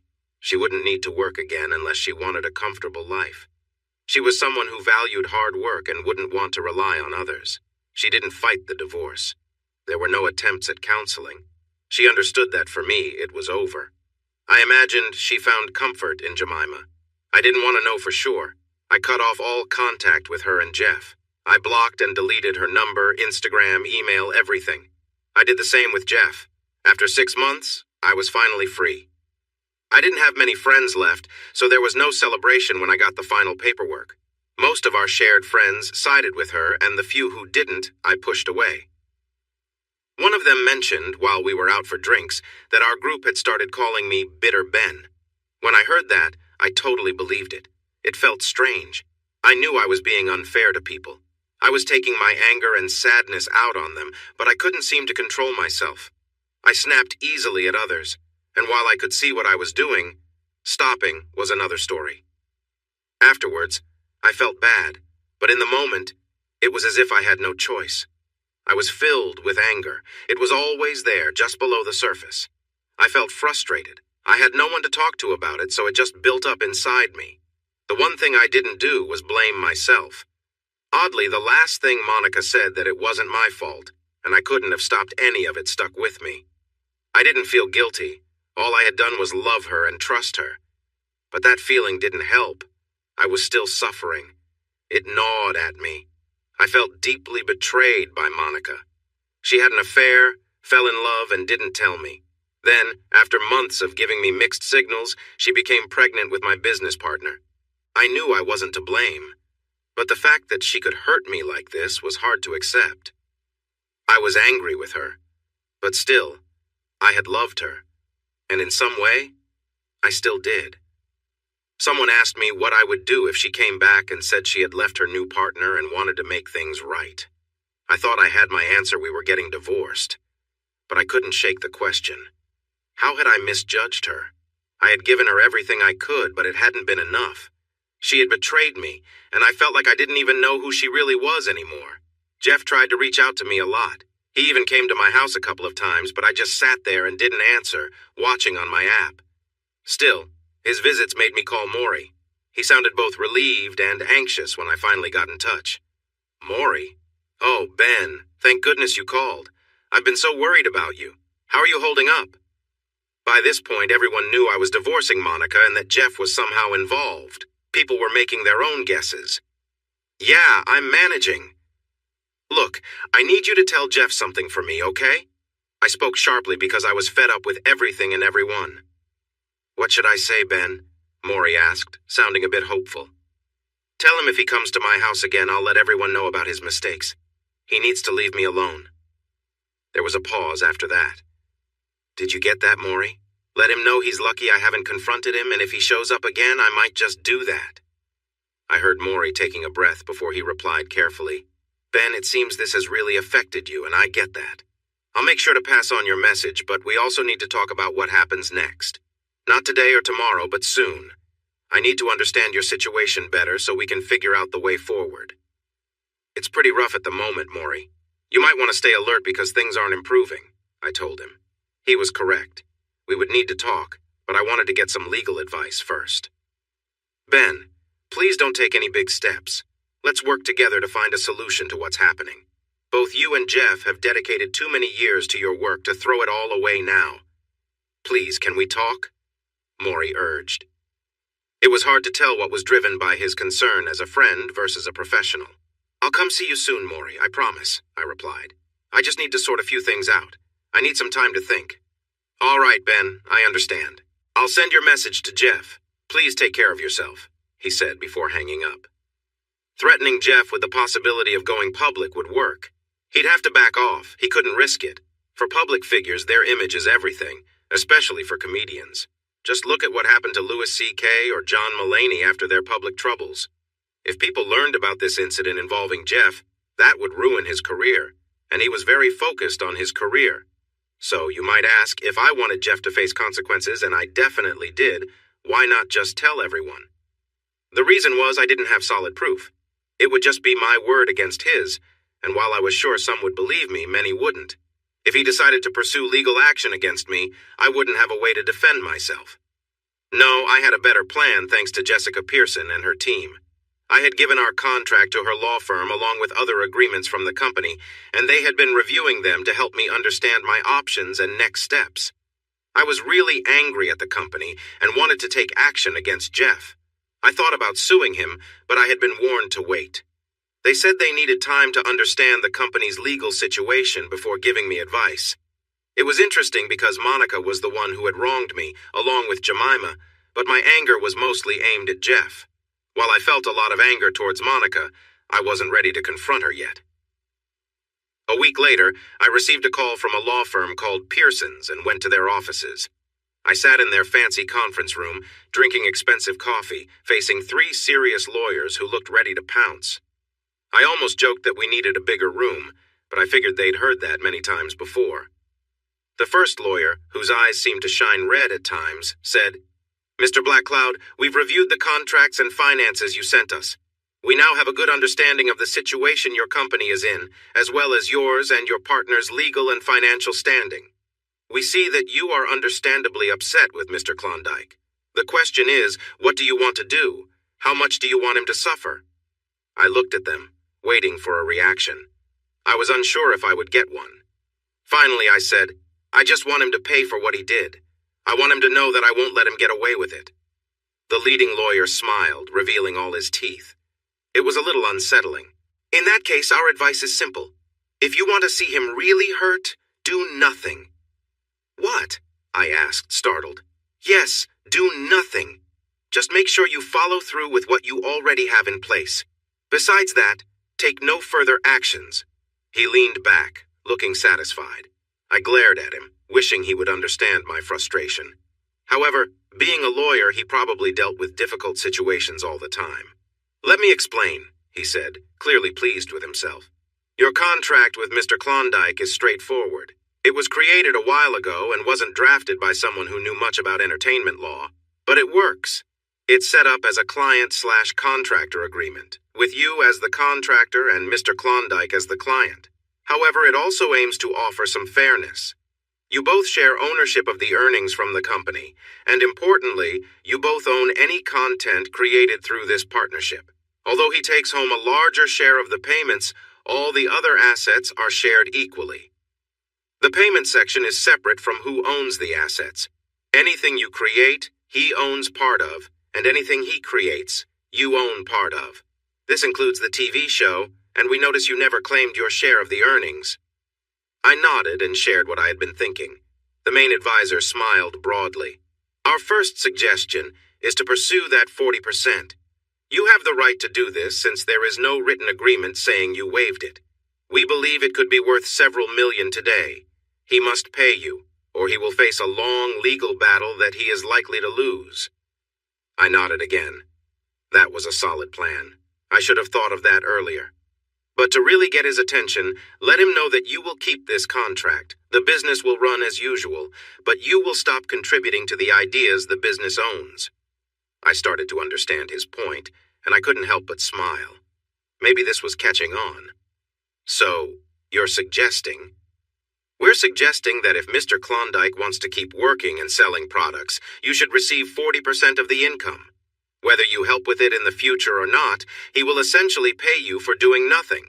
For any new work he creates, you get 40% of what he makes. That is how this contract is set up. There is nothing that requires you to keep working or that states you won't own anything new created. I liked that idea. Getting paid without any extra work sounded great to me. But isn't he just going to try to shut down the company, end our shared ownership? The advisor replied, yes, Mr. Klondike might try that. However, there are important reasons why he probably won't. First, what happens to the ideas that already exist? There's nothing in the contract about that. The courts would likely divide everything equally, which could be messy. Maybe you would get half the funny parts and he would get the other half.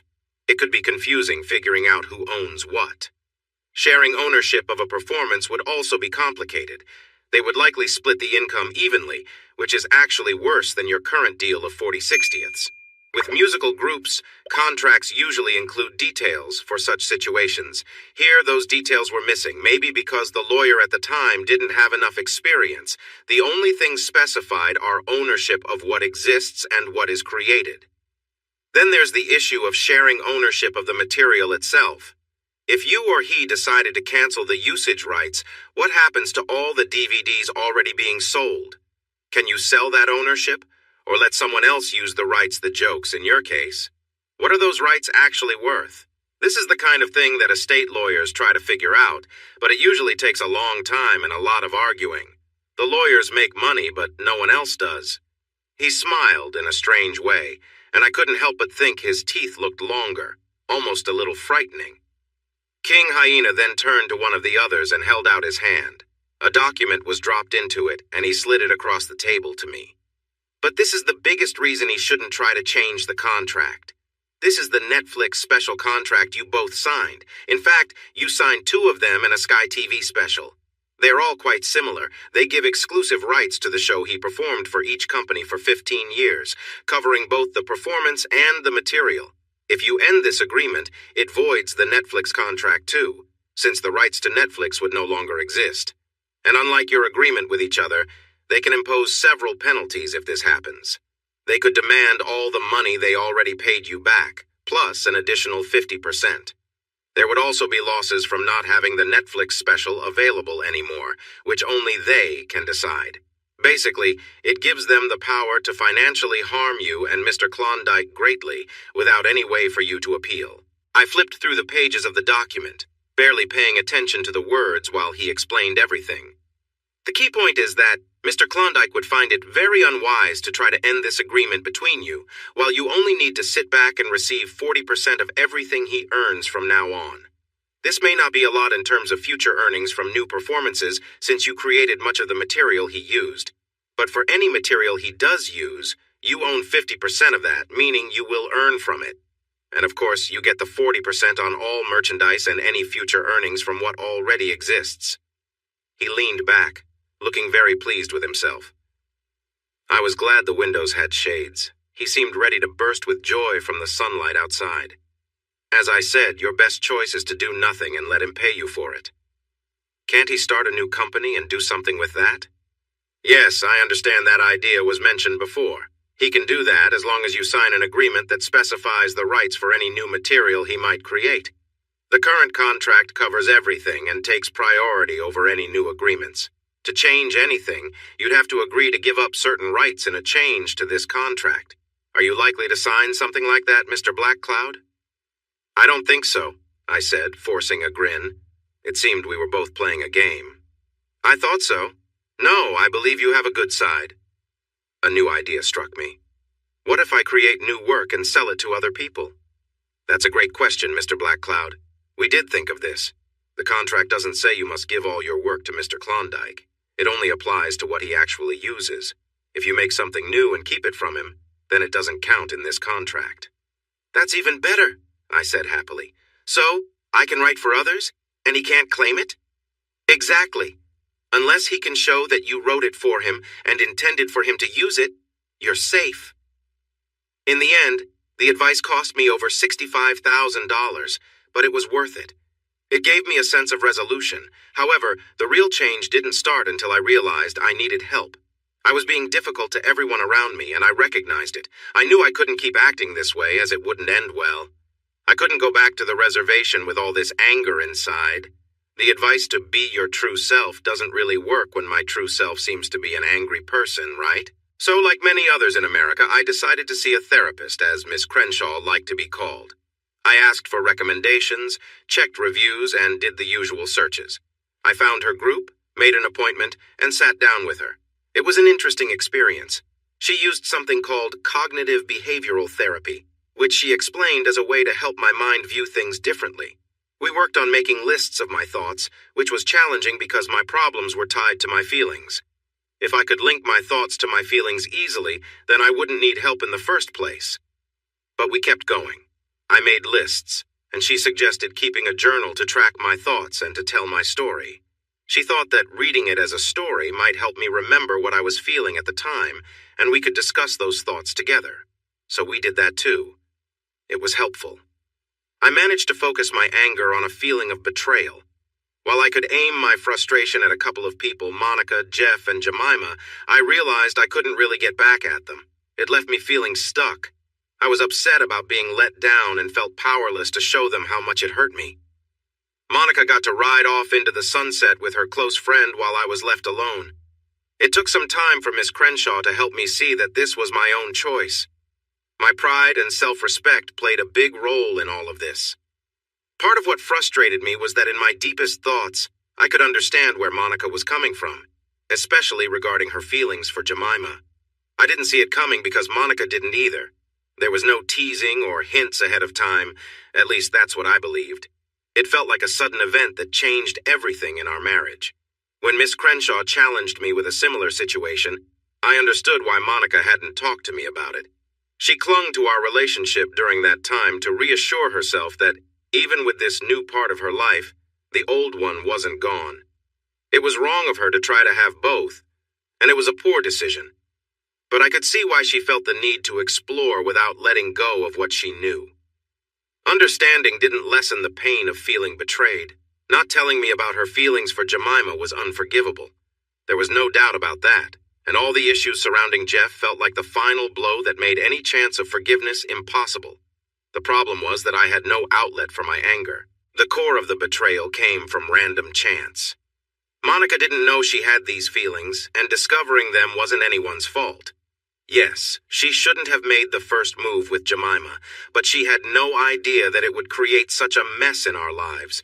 Because I could understand her actions, my anger felt unfocused. It was just a sense of betrayal. And even though I still loved her despite what she did, that didn't make it any easier. I knew I could never be with her again or trust her, but you can't just turn off love. I tried, but I saw that she was hurting too. Part of me felt sad about that. While Monica found her close friend, she lost her bond with me. That wasn't her original intention. It became an unavoidable outcome rather than a choice she wanted to make. Miss Crenshaw thought this was why I was short with everyone.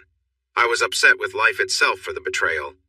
I couldn't reach Monica to confront her, and even if I could, I wouldn't. I had made Jeff pay a lot, and it really affected his job. But I didn't feel like I had truly confronted him. I hadn't hit him or seen him fall. He needed to understand that everything was his fault. Well, maybe I did confront him, but I wasn't there to witness it. My anger was going nowhere, and it was hard for me to handle. Miss Crenshaw helped me realize this, and it gave me a way to cope. We talked about it, and I had an idea. She suggested I keep a journal of my thoughts and feelings, trying to view things from an outside perspective. I created a character named Banco and made him the observer of everything that happened. While I wrote, I couldn't help but come up with some really funny bits and jokes. It felt easy, like it was just pouring out of me. When I finished, I looked at everything and wondered what to do next. I decided to send it to Maury, and he gave me a suggestion that changed everything. He told me I should perform the material myself. Although I had stepped away from performing after my encounter with Jeff, I had the talent for stand-up, and the material was worth sharing. Maury said, "No one knows this material like you, Ben. Why not give it a shot? Treat it like therapy." His silent add-on was clear. he wanted a cut of the profits. So I thought about it. I practiced some parts in front of a mirror and made my choice. I would return to stand-up, and I did. Of course, it wasn't that simple. I had some advantages since I knew people in the business and where to perform at smaller places, but it was still a tough journey. People were puzzled about why I was booking shows instead of Jeff, but I got good at dodging those questions. Overall, it felt like working out a muscle I hadn't used in a while. I started to remember emotions that I hadn't felt in years. It was both exciting and nerve-wracking, especially when a joke didn't work. I thought back on the effort it took to deliver a punchline or a story, finding the right timing and knowing where to pause for laughs. It wasn't as easy as riding a bike. It was more like reliving the struggle of learning something difficult. Plus, I could draw on what I had observed from Jeff. Although every comedian has their own style, some things are universal, and I learned a lot by watching him. But this time, there was no Jeff to distract me. I kept going and tried new things, and over several months, I created a performance. It was a 90-minute show about Banco, my imaginary friend, and what he went through. In doing this, I was able to face some of my own challenges and found a new way to perform comedy. I called it pathos comedy. I shared real stories that showed how difficult life can be, especially for good people. My stories were filled with jokes and humor, but they were based on true events. They captured emotions, unexpected reactions, and the full range of human feelings. Sometimes the stories had sad endings. I learned that if I brought the audience down with heavy themes, there would be gasps as they realized what people can do to one another and how betrayal can lead to deep feelings of hurt. The audience understood this completely. Then, when I followed it with humor, the jokes felt even stronger. After a tough moment, people were eager to laugh again. It was amazing to see how that worked. At first, my stories were mostly about my own experiences. Later on, I created new tales or reused ones I had heard. But for a long time, my act was based fully on my life. Of course, Jeff found out about my performances. Maury told me that when Jeff first learned I was doing stand-up, he just smirked and said, "Good luck to him. He'll need it." However, when he saw a recording of my performance, he became upset and angry. According to Maury, he couldn't fight back. If he did, he would just be attacking another comic, which is bad for business. More importantly, he would be showing that he was the one who caused the betrayal, and he didn't want that out in the open. As it turned out, reporters were already figuring things out since I was performing on my own now and not with him.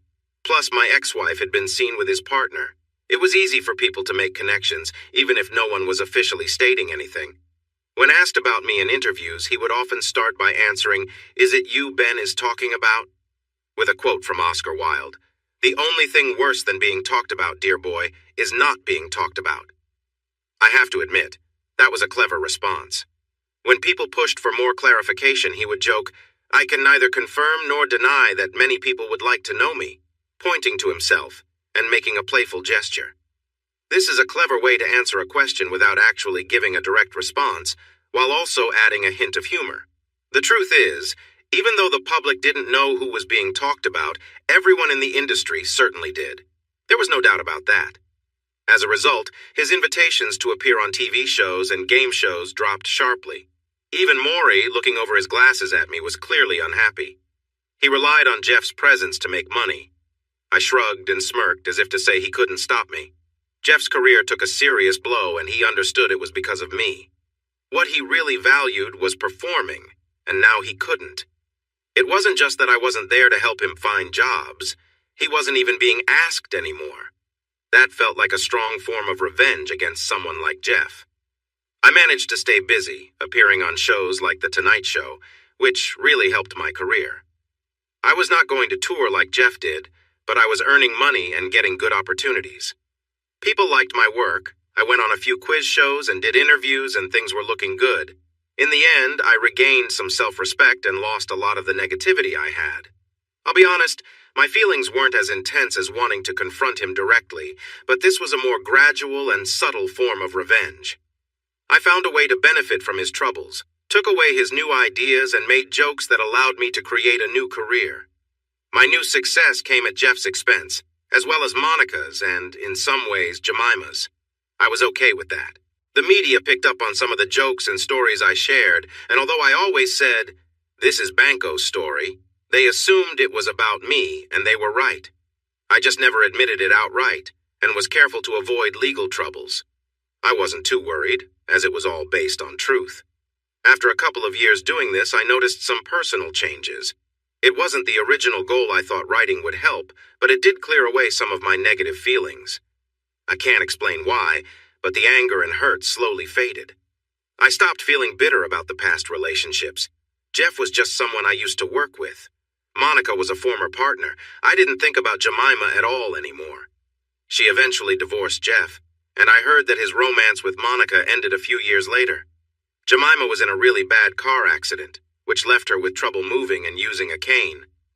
Some people said she had other issues too, including needing a special bag for her health. I never looked into it much, but you know how rumors are. She might have been Monica's closest friend, but it seems that didn't mean much when it came to taking care of her after the accident. I didn't think Monica would be so uncaring, but I also didn't expect her to treat me that way, so who knows? Maybe there's more to the story. I really don't care to find out. Jeff's career took a big downturn after I stopped working with him. He tried to create his own material, but it didn't go well. He went on a small tour to test new ideas, but it didn't lead to a bigger tour because the reviews were not good enough to attract funding. He released a best of DVD featuring some successful performances from before, and that did fairly well. I just watched the money come in from that. I heard he looked into ending our partnership, but he supposedly got the same answers I did, so he dropped it. I decided to check the company's income records just to annoy him. It cost me a lot, but we discovered a significant amount of money that our DVD distributors hadn't reported, so we both ended up benefiting from that. About 5 years later, Jeff found a new writing partner. The new guy wasn't amazing, and he didn't know Jeff like I did, but they created enough good material to go on tour again. Jeff never reached the same heights we did, but maybe that was just the way things were meant to be.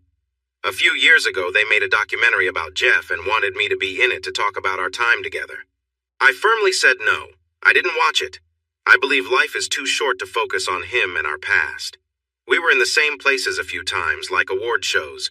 Once, we were both booked for a quiz show without knowing the other one would be there. When I saw him, I asked, "What's he doing here?" The producer smiled and said, "Surprise!" I walked out right away. They tried to sue me, but I reminded them of a clause in my contract that said I couldn't have any contact with Jeff, so that matter disappeared quickly. I heard he got married again and had a few kids, but that didn't last either. As for Monica, I tried my best not to pay attention to her. Sometimes it was tough since she was a great interviewer and her work appeared everywhere on TV, in books, magazines, radio, and podcasts. She was hard to ignore. She had taken it easy and done very little for about 18 months after we broke up, but then Britney Spears made headlines again, and Rolling Stone needed someone to interview her. Monica got the job. The interview turned out well. I always thought Britney was impressive. She works hard, that's for sure. It's clear she has her own struggles, and I felt for her. From what I know, she had a few relationships after Jemima, but none lasted long, and I don't know anything about them. She never remarried. In her late 60s, she published an autobiography where she shared everything. She talked about what happened between us, her feelings, my feelings, and even the awards meeting. Reading it was tough. I think she wrote it partly to punish herself in a way. She probably felt she deserved it. When the book was released, many people wanted to interview me about it, but I said no to everyone. Jeff gave one interview and was treated harshly by the reporter, which made him decide never to talk about it again. We met again a few years ago. I was hosting an awards show and she was there with an important actor, not because they were dating, but to observe him for a writing project. I was replacing another comedian who got sick, so I stepped in last minute. It was purely a coincidence that we were both there. I completed the show, and when Simon Bartleby received a Lifetime Achievement Award, I spotted her at his table. I stayed professional, but I couldn't help glancing her way from time to time. After the event, I was at the rooftop bar, enjoying a cigar and a whiskey while looking out at the bright lights of LA when I sensed someone was near. I knew immediately who it was. "Smoking, Ben? That's unusual. It's not good for you," she said, her first words to me in over 10 years, sounding quite motherly. Fitting, I suppose. "I think you lost the right to lecture me, Monica," I replied, still focused on the view. I took a long puff and blew it out for emphasis. There was a moment of silence before she said, "That doesn't mean I don't care, Ben." I sighed and continued to gaze at the stars before finally turning around to lean against the railing. She still looked great. The dress hugged her well, highlighting her best features while subtly concealing others. It showed just enough to be elegant without being overly revealing, and it fell to her knees, enough to show off her lovely legs without being too bold. Heels and simple jewelry that had its own value. I knew that because I had bought her the pearl necklace with small diamonds around it that she wore. She looked good, and I was sure she knew it. She was not someone who kept her talents hidden. I really didn't know what to say. There were no easy topics to discuss. She was my ex-wife who had been in a serious relationship with another woman, then became involved with my business partner, and ended that with a difficult choice, only admitting it when confronted. There wasn't much for me to say that wouldn't lead to anger. "How have you been? You did well up there. You always found the right balance between humor and respect," she acknowledged, showing that she wanted to talk, even if it was about ordinary things. "It's easier than true stand-up. Just a few jokes and acknowledging some audience members before moving on," I replied, trying to keep the conversation light. "But it still needs original material." There was clearly a lot unsaid, and I wondered what she truly wanted. "I watched your early shows. I went several times," she said, moving closer and leaning on the railing beside me, drink in hand, looking back at me. 27 times if I count them all." I chuckled at how silly that was. "It was my way of staying connected to you," she said. "But when you started sharing those stories, I sank down in my seat, thinking everyone would notice they were about me. Jemima came with me the first time and left halfway through, trying not to cry. I know they were real stories, and you had every right to tell them, but wow, Ben, you went deep." I couldn't help but smile a little at that. Mission accomplished. Every time I watched you, I felt the regret of what I did all over again. I saw the hurt in you. You were up there making jokes, but I could see your sorrow. I know how you hide your pain, the ultimate sad clown. It felt like punishment for me, picking at the wound inside me, feeling regret again, seeing you share what I did to you, how it hurt with everyone while I couldn't even acknowledge my actions. It was a prison I built for myself, and I kept coming back for more. Well, you're the only one who understands that, so whatever. I waved it off, offering a bitter smile. She looked at me as if she disliked what she saw. "Is this who you are now? Is this what I turned you into? Being bitter doesn't suit you, Ben. It makes you look old," she said with a hint of bitterness in her voice. "If I look that way, it's because of you, the other woman, and my good friend Jeff," I shot back, refusing to feel worse than I already did. The familiar pain inside me turned into a heavy anger. "Don't try to make me the bad guy here, Monica," I replied. She looked at me with a sad expression. There was a pause, and then she whispered, "No, of course, Ben. I'm sorry. I miss you so much. I'm so lonely, and I keep thinking about how good our life was together. I wish we could find a way back." But there was no way back, and I chose to stay silent this time. To fill the quiet and out of curiosity, I asked, "What happened with Jemima?" Monica sighed and took a sip of her champagne, gripping the glass tightly, her knuckles white. "After we broke up, I moved in with Jemima and stayed in her loft. It was nice, but it felt empty. I missed you too much. I was so worried about you and how you were feeling, but there was nothing I could do. You made it clear you wanted to be apart, and now I see that I made all the wrong choices for you. Jemima spent a lot of time trying to help me. I was struggling. What was supposed to be a time for us to discover each other turned into her taking care of me. I was often lost in my thoughts, trying to cope with everything. I'm really sorry I caused that, I replied sarcastically. Her expression grew even sadder. Ben, I wasn't trying to blame you. I know I caused my own issues, not you. I just wanted to share how I felt. I just stared at her, understanding but unsure. Once I started to get a grip on my life as much as possible without you, we had a decent couple of years. Being with a woman as a partner is very different. You talk more, but it doesn't always lead to action. With men, you tend to act. You try to fix things. Women express feelings, while men focus on solutions. Anyway, she smiled shyly at what I said, and I found it charming, but I quickly pushed those thoughts away. After the accident, everything changed. Jemima became so bitter and I'm trying to think of the right word. Hostile? I chuckled. You're the journalist. You should know. I'm an interviewer, Ben, not a journalist. I can tell you weren't listening when I mentioned that. I shrugged. Anyway, she was filled with anger toward everyone. She thought it was the world's fault. She was hurt badly and could never move past it. She was resentful and everyone had to just accept it. By then, she had divorced Jeff, so it was just the two of us. For someone who was once a model, she didn't have many friends.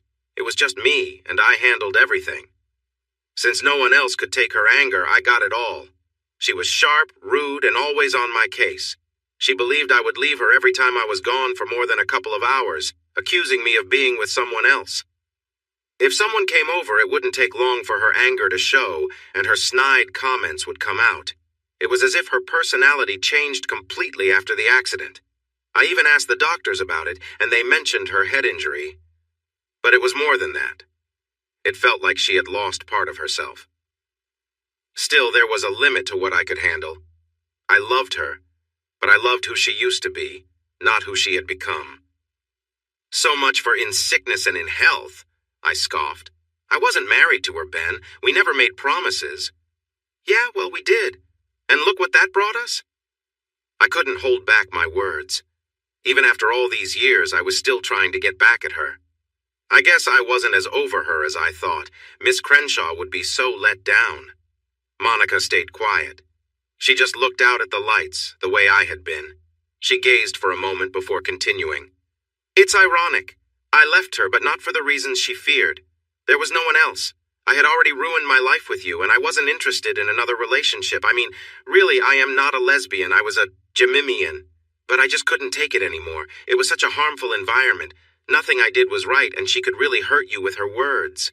I cared for her, but she just tore me and our relationship apart. She turned to me, extending her hand.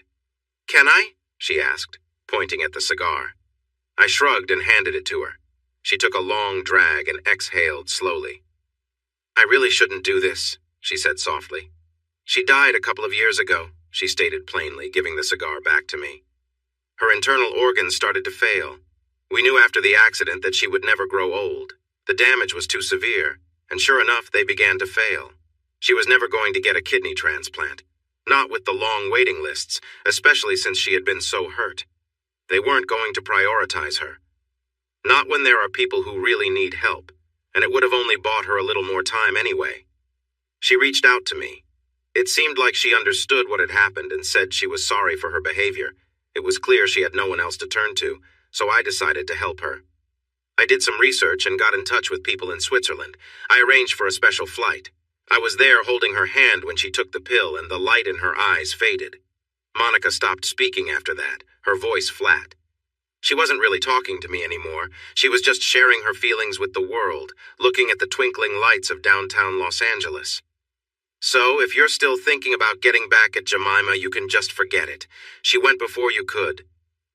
There was quiet after that. I thought about saying, I'm sorry, but the truth was I didn't feel that way, so I kept silent. It felt strange to realize that I could think like this, knowing someone close to me made such a choice. I knew I wasn't a bad person, but I had to admit there were times I wondered, and this was one of them.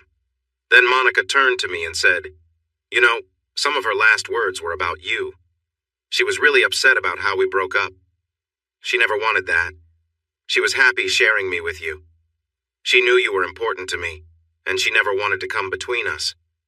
Some of her last words were about how she wished she could have said sorry to you before it was too late. She liked you a lot. She always called you Jeff's better half. She often thought about how nice it would have been if the three of us had spent time together. She was troubled by how our love could have harmed our marriage. It never seemed fair that something so good could come at such a price. A price to you. I took on that burden, but you didn't deserve that. She couldn't understand how her happiness and mine had to happen at your expense. She paused for a moment, staring at the lights. But it did, and I can't fix that. I did something terrible, thinking it was for love, and it hurt you and your relationship with your friend, with my new partner, and with me. I just wish there was a way to change everything. It was clear she was waiting for me to say something. Maybe she hoped for forgiveness, or maybe time had passed and she wanted to be friends again. Not a chance. This conversation only made me realize how disgusted I still was with what she had done and how she had made excuses for it. I still cared for her a little, but the love I once had was fading. But the main feeling I had was that she had done something really awful to me. I didn't feel hate anymore, and my anger was fading. I just looked at her and saw a very flawed person who had put herself first, even when it hurt me. She would never really understand what that cost, at least not like I did. I didn't want to be close to her again. I wasn't trying to hurt her any further. I had already done that. Still, I didn't want her around as a constant reminder of how my trust in her had led to pain that still lingered. When I glanced at her, I felt a deep sadness and a sense of loss. I was sad about what she did and the toll it took on everyone, including her. I felt bitter about what we might have had together. Maybe we could have started a family, who knows? Our relationship had been strong and fulfilling, just what I needed until it all fell apart. The idea of continuing while she had another relationship just didn't make sense to me. For me, what made our bond special was that it was just us, together against the world. Once that changed, everything lost its meaning. Miss Crenshaw and I had talked about this. She helped me understand why my feelings were so strong and why I was so firm about how I felt. I thought of our relationship as something built on trust, and when that wasn't there anymore, it felt over to me. The pain and betrayal didn't help either. In any case, I was finished with it. I looked at her hopeful face and struggled to find words. I was done trying to hurt her deeply, aside from some sharp comments, but I also didn't want to go down that path again. More than anything, I wished I could have what we once had. She seemed almost to be asking me for it, and it would have been easy to give in, but I was damaged inside. I had built up walls to protect myself from more hurt. No amount of therapy could break through the scars that had formed. I wasn't strong enough to deal with that yet. She must have seen my face because hers fell. "I can see that you're still hurt by what I did. Are you?" she asked softly. I just pressed my lips together and looked at her. "I hurt you deeply. I'm so sorry, Ben. You have no idea how sorry I am. If my pain from losing you is only a small part of what you feel, then I can't apologize enough. But please understand, it wasn't your fault. Nothing you did caused it. It was just a situation that happened at the wrong time, revealing a side of me I didn't even know was there. If I hadn't met Jemima, I might never have understood. I'm really sorry for hiding things from you, for how it affected my actions, and for all the hurt I caused us both. Please take care of yourself, Ben. I love you and always will." With that, she stood up, tears in her eyes, and quickly left. And that was the end of that evening. It took a few years, but I eventually found my balance again. I returned to being calm and in good spirits. Sometimes when you pretend to be cheerful, you end up feeling that way. It's true what they say. Fake it till you make it. One thing that stayed with me was the distrust. I dated women and tried hard to connect, but I could never fully let go of my doubts. It wasn't that I was jealous or wanted to know every detail of their lives. I just couldn't give all of myself. I held back part of me, just in case I got hurt again. This part was mine alone, and it remained untouched. This never improved, and they all noticed in the end. They realized I wasn't completely there, and I suppose it says a lot about the women I chose that not one of them was okay with that. They recognized it, pushed me to change, and then moved on when I couldn't fulfill what they needed. None of them were willing to settle, which was probably the right choice. I was picking the right partners, but not able to offer them what they wanted. The emotional scars Monica left would always be there. I healed, but those scars changed who I was forever. I never found another woman to love like Monica. I met many great women, but no one felt like the one. But that's all right. My life has been quite good, even better than many others. Later in life, in my 50s, I met someone who was in a similar situation. She ran her own cosmetics business and didn't want a serious, committed relationship any more than I did. She had also been in a tough situation before and, like me, didn't want to rush into anything rigid. Still, we both wanted someone to share life's joys with, someone to talk to when something happened, someone to connect with. At that time, I lived in Napa Valley, and her business was in San Francisco. She had a home in Marin County, so we were able to meet regularly when she wasn't traveling for work or when I wasn't busy. As time passed, I did less performing and focused more on writing for other comedians or making appearances on TV, which meant I was around more often. We were a couple of sorts, but each of us kept our own home and sometimes we needed time apart. That was okay. It wasn't where I thought I would be in life, but paths aren't always straight, whether by choice or due to others' actions. I was okay. I might never feel completely whole, but that's just part of life, I suppose. It could be much worse. And while money doesn't bring happiness, it does help ease some of life's troubles. The truth is, I would never get past what she did. I understood that I was hurt for good, and I didn't deserve any of it. I tried to make the most of what I had left, but the hurt would always stay with me. That hurts. But life is what you make of it, and I did my best. Sometimes people put on a happy face because if they didn't, they would just feel sad. Hey everyone!